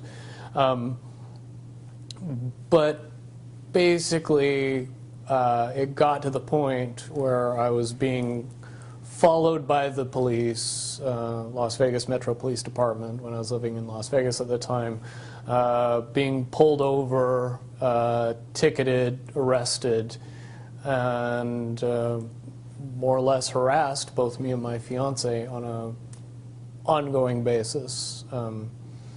It reached a climax in April of last year, when the final straw, where they set up a massive amount of traffic enforcement for no particular reason whatsoever that they can explain, and pulled me over that day on the way to a competition, a bodybuilding competition, that I was going to be going to with my fiance, and it was the only way that they would have any idea of where I would be and when I would be there. And so they used that to their advantage. I have had several incidents similar to that happen, but managed to slip through their little nets every time since then. And fairly confident that I will continue to do that until such time as I have the opportunity to make it so that can't be used against me as a weapon anymore. And this video should be a big part of that. So you're working with this group, and one of the reasons you came to me was actually because of this Defense Authorization Act. Yes. That sent shockwaves through the community that I'm involved in. Basically, that is the final straw of the complete erosion of constitutional rights. It literally has government giving itself permission to violate the rest of the Constitution. And that has a lot of people concerned. And a lot of people would like to see something done about that, and it's my opinion and their opinion that something could be done about that. Because, quite honestly, we are a false flag away from enacting all of that legislation that's just been created. Right. I would agree with you on that. One disaster away from lock up everybody who we say is a terrorist, and nobody will question who's a terrorist. Right. So you and this group are basically, in a sense, coming to Camelot to get a hearing for you specifically in relation to some of the things that have happened to you, right?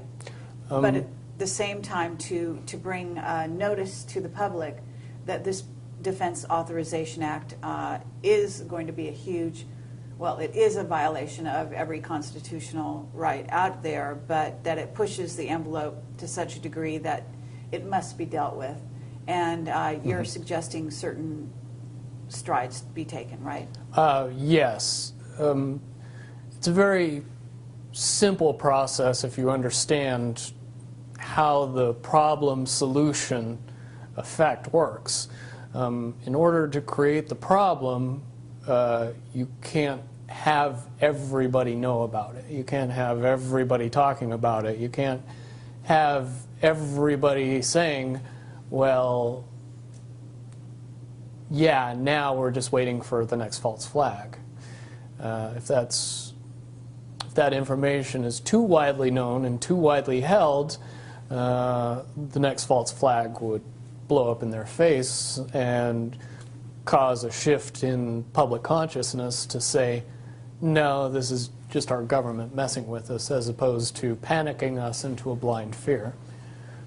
Right. So we'll then allow them to go to war in a full-fledged war, right, instead of this this sort of sporadic war that they're conducting. Right. Correct. And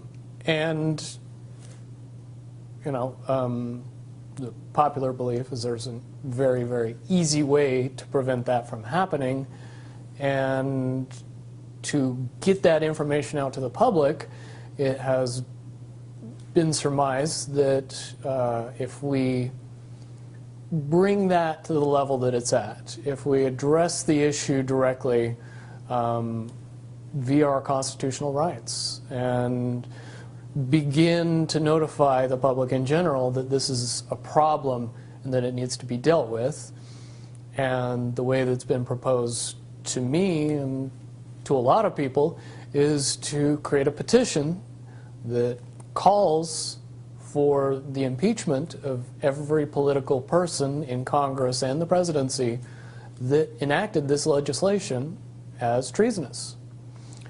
Because it is treason to attempt to alter the Constitution through an unconstitutional means.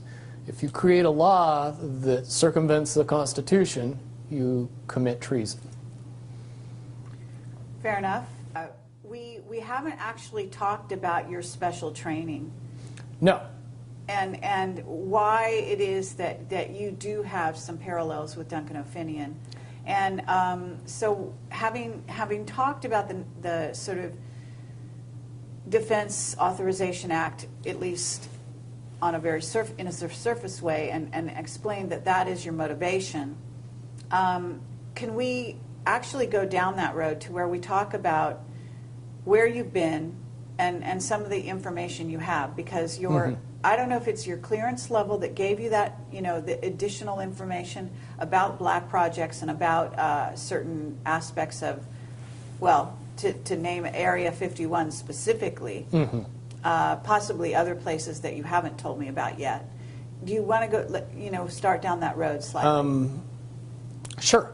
The level of secrecy and secret facilities and the capabilities of our nationally kept secrets would shatter most people's imagination of what is possible.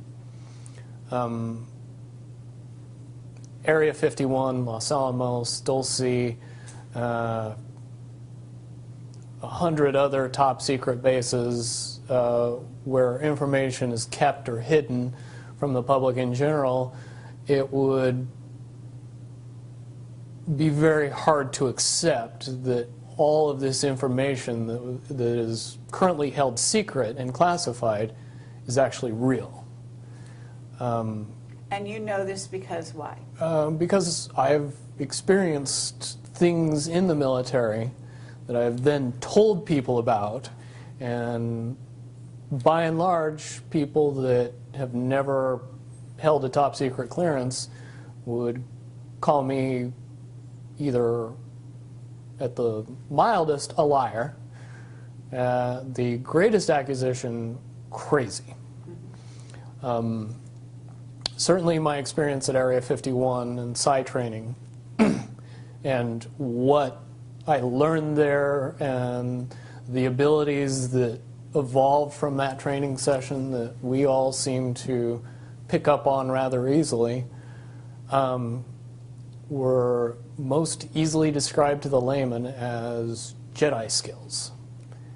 It's very easy, if you know what I know, to see the correlation between what happens in the movie in the Jedi training and what happens in Area 51 and Psi training. Certainly, we in the Nines all possessed a certain level of intuition and ability that would seem advanced to anyone who watched us use it. Can you elaborate on what you may have come across? Because if you're using these abilities, you're in Area 51, at what level did you go down to, or whatever? Are you aware of off-world craft? And I mean, you know what's out there in I'm not sure how much you know about Camelot, but I assume that you know the general amount of information on the internet. What can you substantiate having personal sort of knowledge of?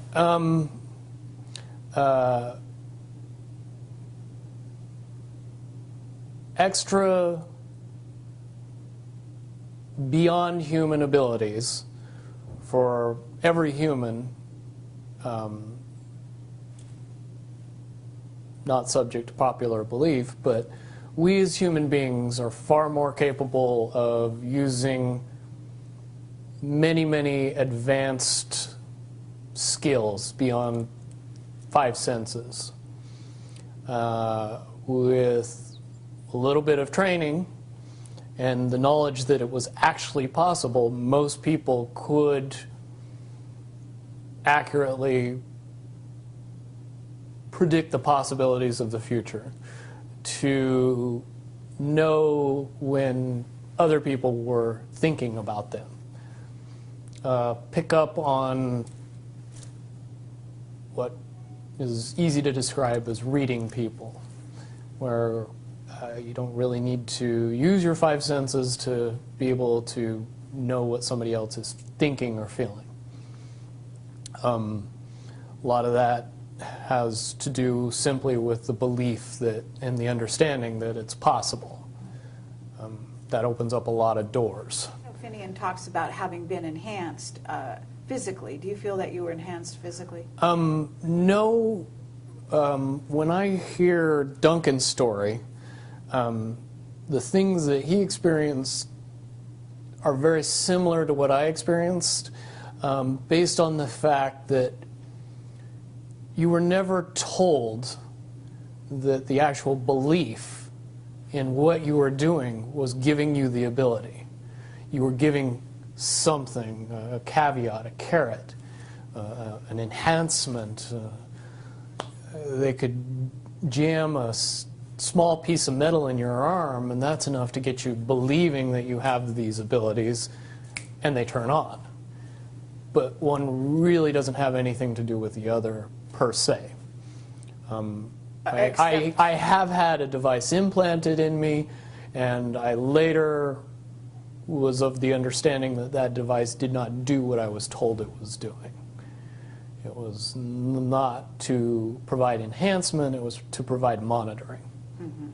And but you're basically saying that it's the mental abilities that you, it's like placebo in a sense. As long as you believe it, it's the placebo effect. Gives you that ability to do superhuman type things. Right, and that's very important because if you teach people these things, you want to be able to turn those things off. If you want to, you want to take those abilities away from people if you don't want them to have them anymore.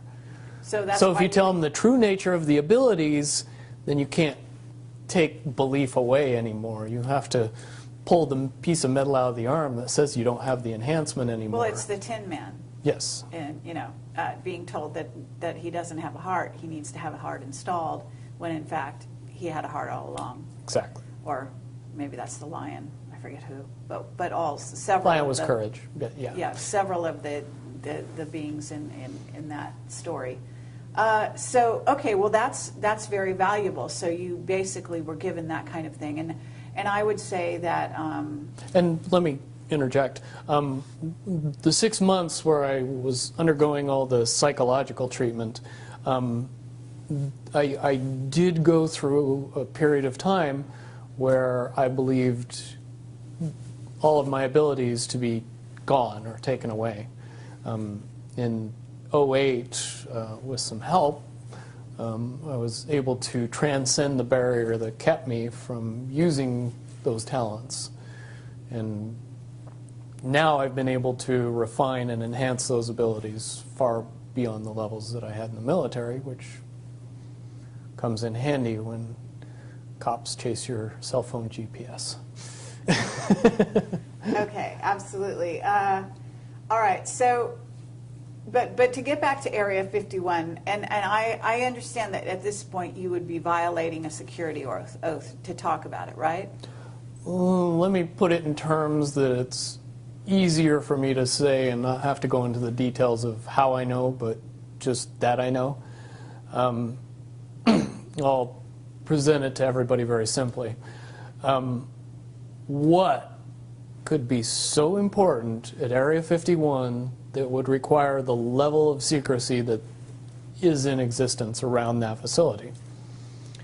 Well, certainly if I said that we kept the U.S. space fleet there, and that space fleet was what we would understand to be UFOs, even though the technology is easy to describe and easy to talk about and easy to educate people on, you need a lot of background in the evolution of the science that makes those things possible to be able to accept that the U.S. has dozens, if not hundreds, of vehicles that are more than capable of space flight, and make it so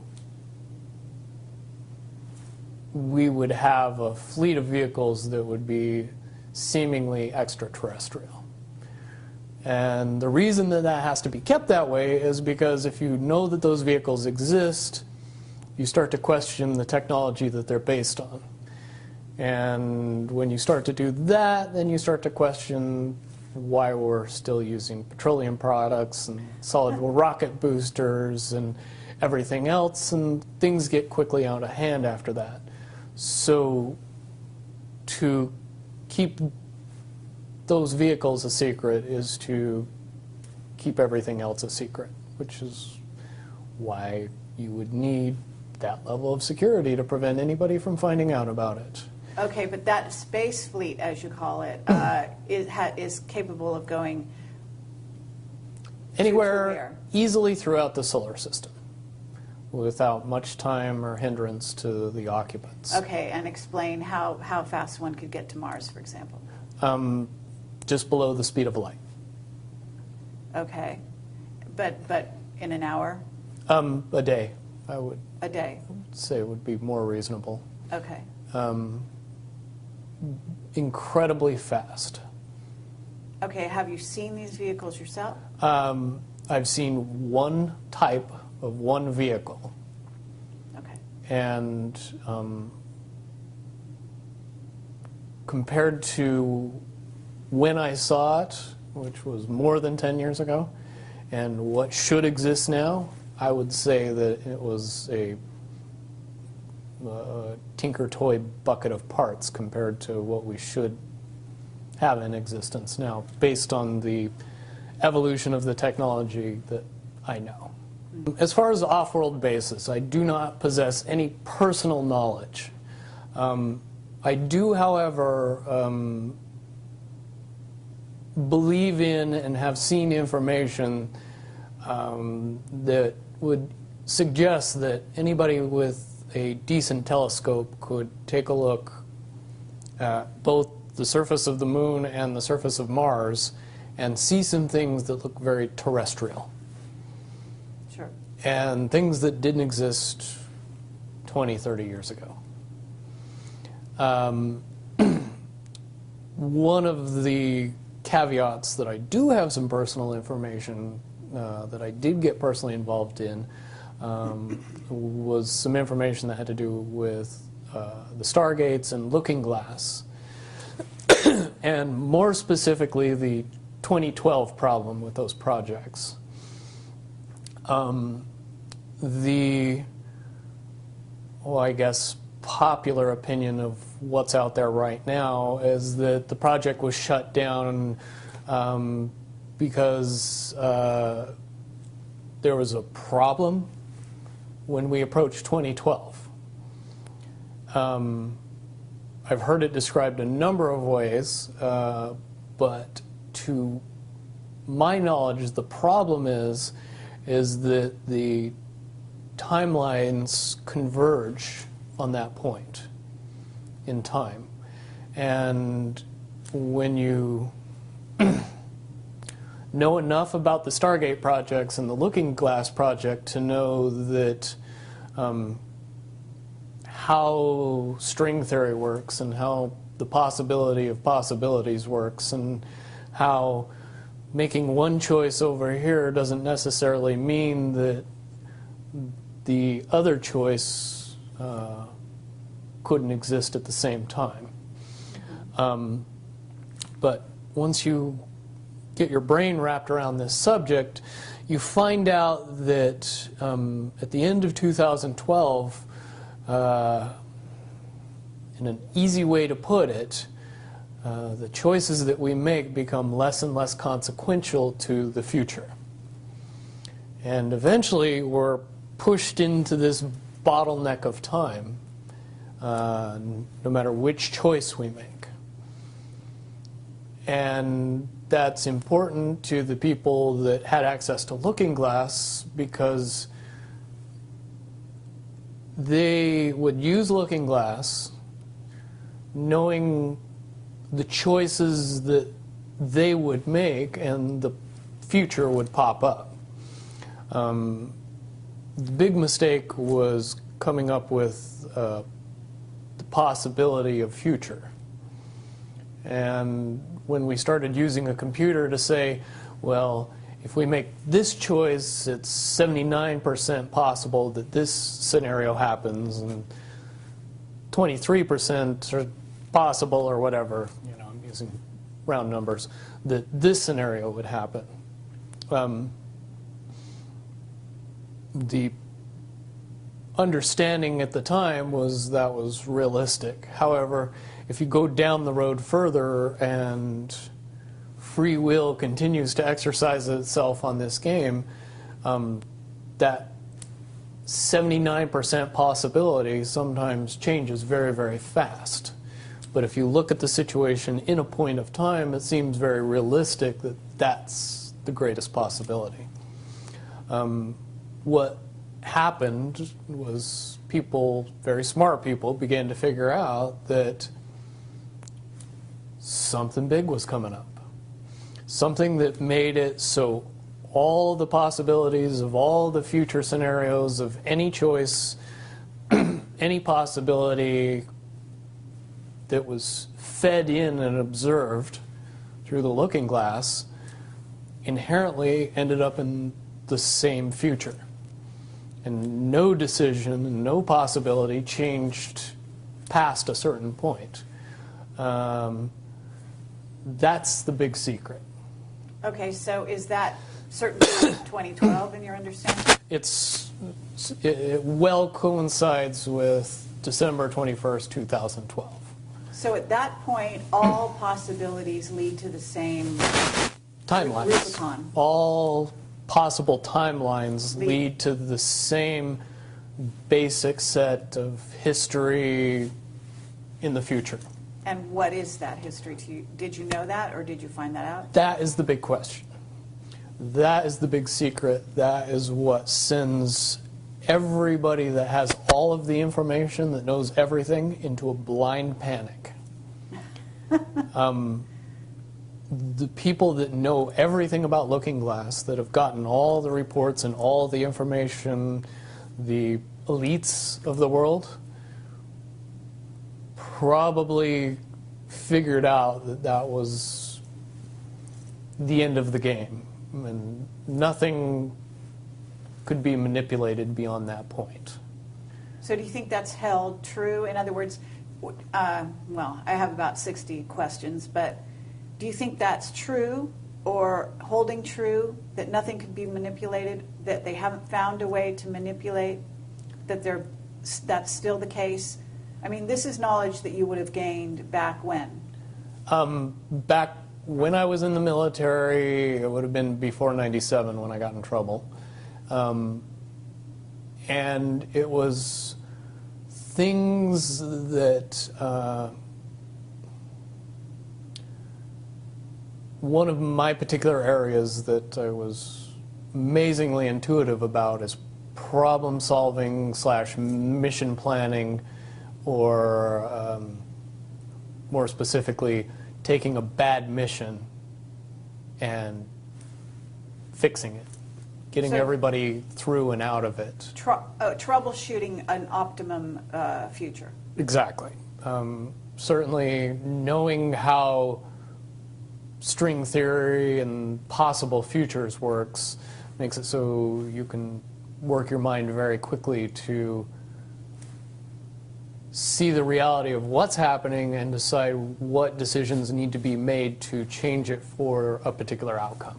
Okay, but at a certain point you said that even the powers that be, so to speak, realized that having even abilities such as yourself, you're talking about, which they, in theory, had even using a computer or looking glass. Right, they had to use a computer to do it. Right, so in essence, but at a certain point, it's still an end game. It's still, they cannot go beyond a certain point. At a certain point, after they're done hearing the computer tell them, this is what's going to happen, over and over and over and over again,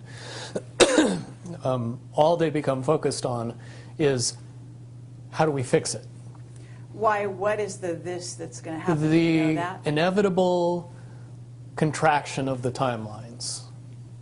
But what does that mean for this reality? Do you know that? I don't know that. What I do know is that I was called in and asked to solve this problem, this timeline contraction problem. And I eventually did my due diligence and did all the investigating, and basically only had one piece of information, and that was reinforcement. The computer's right. The timelines will contract down to some inevitable thing that you guys won't tell me about, so I can't help you. But it's, what you're basically, you came back with was, it is inevitable, whatever it is. There is an inevitable event.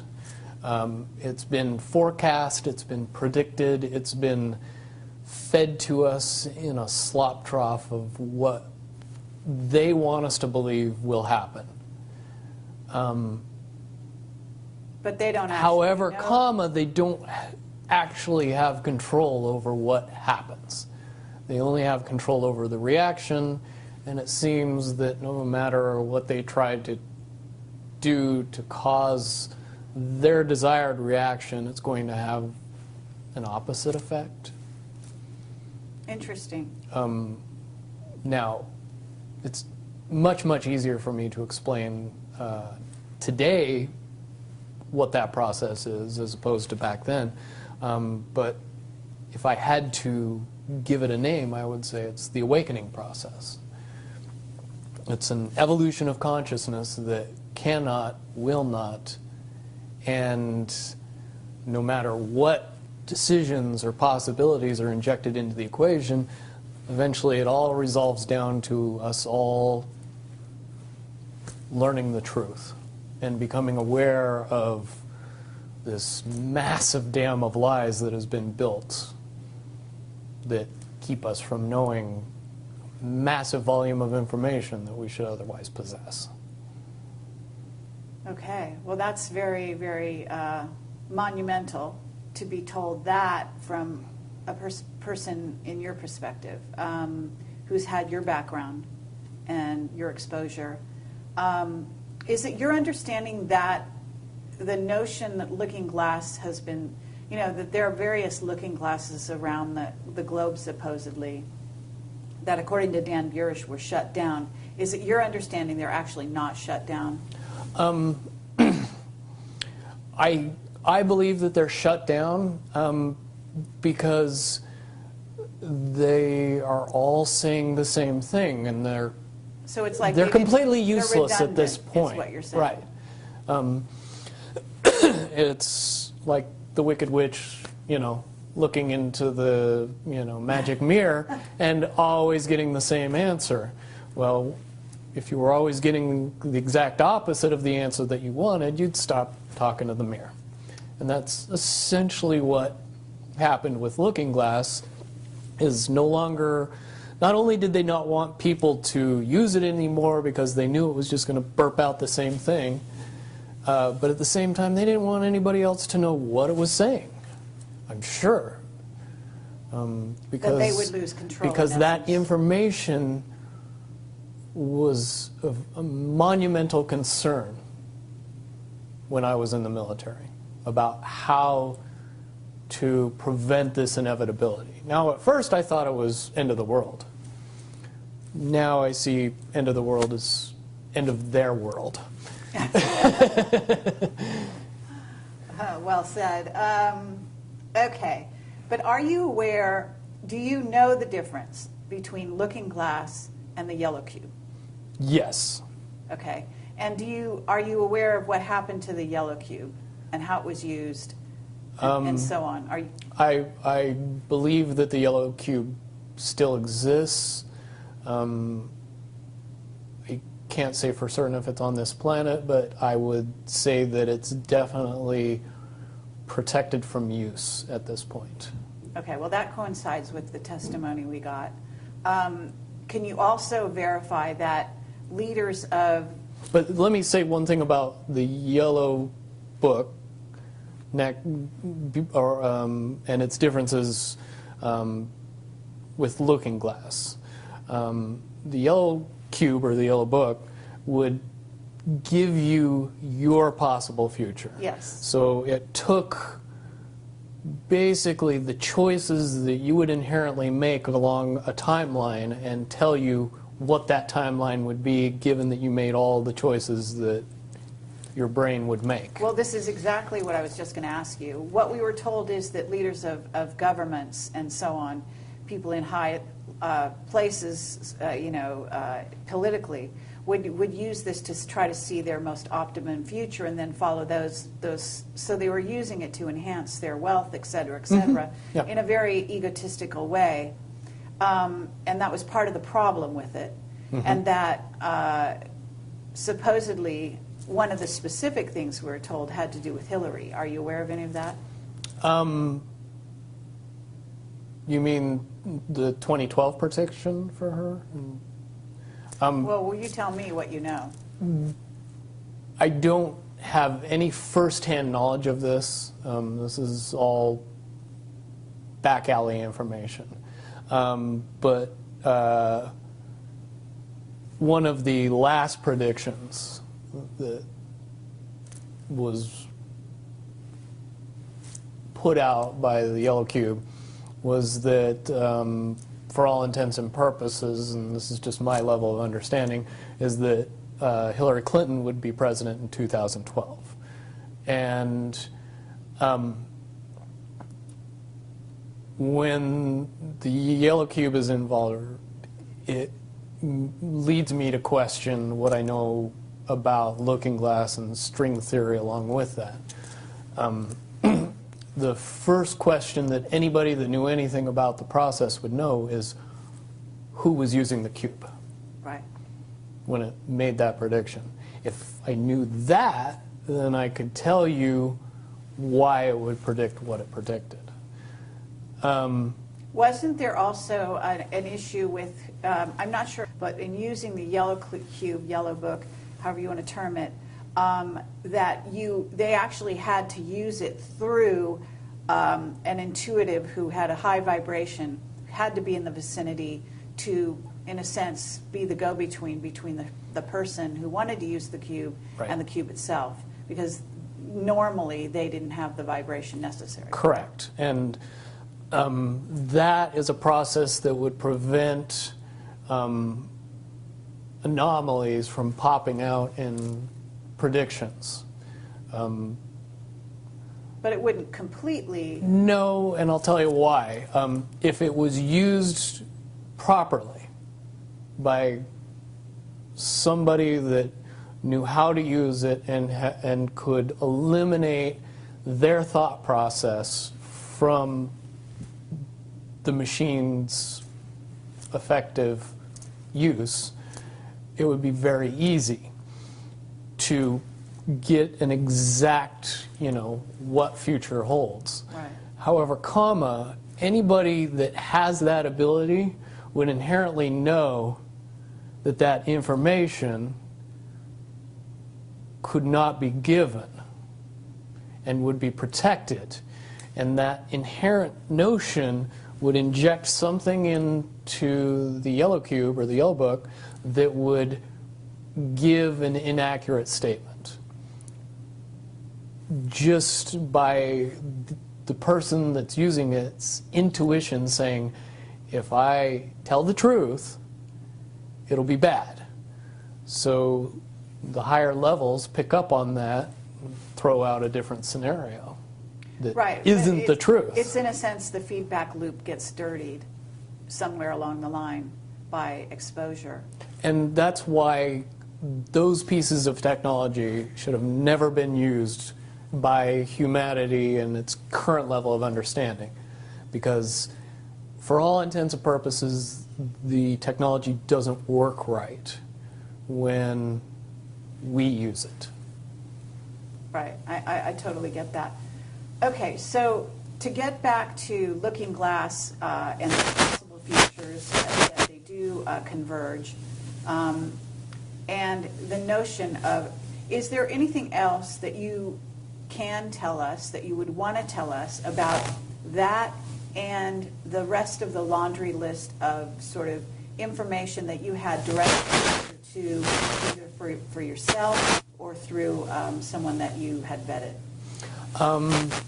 The biggest cherry on top of all this conversation would be a synopsis to say that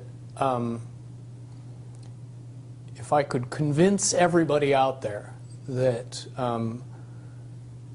for all intents and purposes, what we believe to be true eventually becomes true. If somebody convinces us that a major disaster is going to happen in the very near future, a major disaster happens in the very near future. If we don't buy into that fear and accept that there's really nothing that we know is going to happen, and accept of whatever happens, that makes the convergence of the timelines happen as naturally as possible.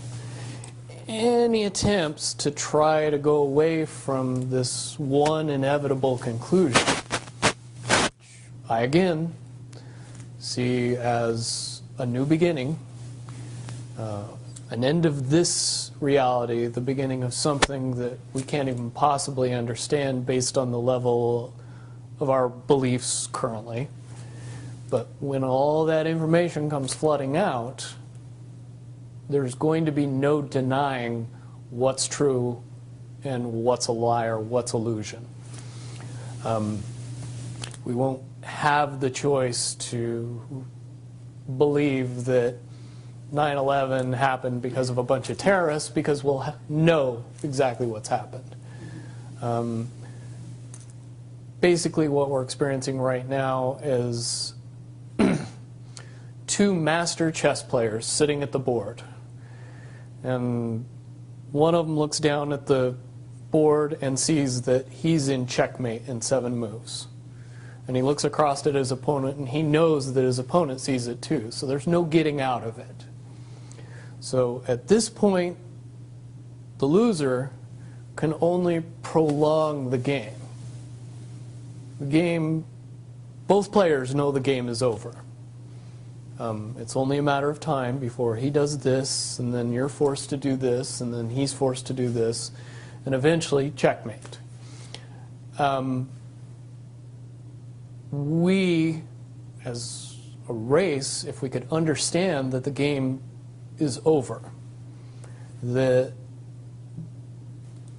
based on the rules of the game, the bad guys have already lost, the good guys have already won, yes, there's moves left on the table, but those moves are being forced by the player that is going to win. The only way that checkmate can't happen is if the player that's winning makes a mistake. But from all of the information that I've gathered, all of the information that's been given, all of the information that's been vetted to me, it seems pretty obvious that the good guy player on the side of the chessboard knows exactly what has to be done to win the game. And so at this point, any mistake would be all but impossible. But again, you really have to understand the game to know that the guy that's losing is lost. And I'm sure most people sitting watching a chess match between two advanced chess players know the game's over long after the two players know it's over, because they can't see the board and see that there's only 7 moves left. Okay, but when we come to this convergence, and again, you've seen, or the looking glass has seen, up to that point. Now, let me say why I believe that it comes down to one inevitability, is because I was entrusted in getting it down to 2 possibilities. And I've heard both of those possibilities talked about in massive proportions, the good and the bad. Okay, do you want to talk, so can you in one sentence say what the good was and the bad was, or are you able to do that? To most easily put it to people, I suppose. One scenario is what most people would understand to be ascension, or an evolution of consciousness that brings us out of the cocoon and turns us into a butterfly. Timeline 2 is some kind of major global catastrophe that drives most of us underground and leaves a few of us on top to fend for ourselves. Very well put. Okay, so I would imagine, and you can... But I would also like to point it out that they call Timeline 2 Timeline 2. It seemed very odd to me that even back then it was identified as not 1. And that okay. one is the didn't get talked about. Okay, but 1 is the one that involves what in essence would be ascension, or moving into, from the cocoon to the butterfly. Okay, but I believe, based on what you're telling me, that they would have used a lot of people like you that had a proclivity for being able to see the future, to be what is a sort of an advanced psychic remote viewer, whatever you want to call that, and looking glass, to posit these potential futures, to go up to that point and to view it, and that you're just one of many. Wouldn't you agree? I would agree. And back in 1991, when I began my little adventure in the military, I would say that it was pretty obvious that there wasn't very many of us. However, you go 20 years into the future, and you find out that it's coming to the point where there's a lot of people that have that ability, that are inherently realizing that ability, and are able, through some unknown extraordinary means, to develop that ability inside themselves without any outside help or assistance. And it's quite obvious that as far as advanced intellectual abilities, as far as simple intelligence levels, and cognitive skills of the human race has increased exponentially in the past 20 years. And people that were 10 years old in 1991 are now 30 years old and fully awake and conscious of this burning inside that says, I am a lot more than what I see in the mirror. Absolutely. Okay. I do have a question in regard to what the military-industrial complex has been working on. Because with the knowledge that you say they have, assuming that they have this level of knowledge that you're talking about, right? In other words, of the timelines converging and the fact that there was going to be something. And I don't know if you saw the movie or the TV show Fast Forward. I mean, but there's been so many possible, scenarios in that regard. But one of the things that goes on is they are very busy building underground bases, supposedly underground cities. And so they seem to be hedging their bets for the negative timeline and putting their emphasis there. And would you say that that is because why would somebody want something negative to come true? Well, of course, the Illuminati have a program that they're working on in that regard. But basically, the sort of well-meaning military that just goes after contingencies, and is just working towards a future that they want to prevent or deal with when it comes. Can you explain why they have been hedging their bets to such a degree on the negative? It's very simple. They're insane. And beyond insane, they have literally deluded themselves into believing that they can somehow manage to get away with what they're trying to get away with. There is a distinct lack of reality in that thinking. Okay, what about the notion that CERN, for example, is engaged in trying to beat that game, as you call it? I would say, look at the problems CERN has had. The crazy little things that have kept that project from moving forward.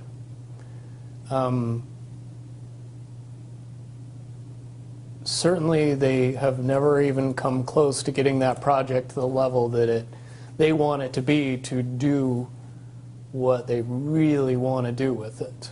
Okay, well, what about the notion that that's the party line, that they haven't been able to do so?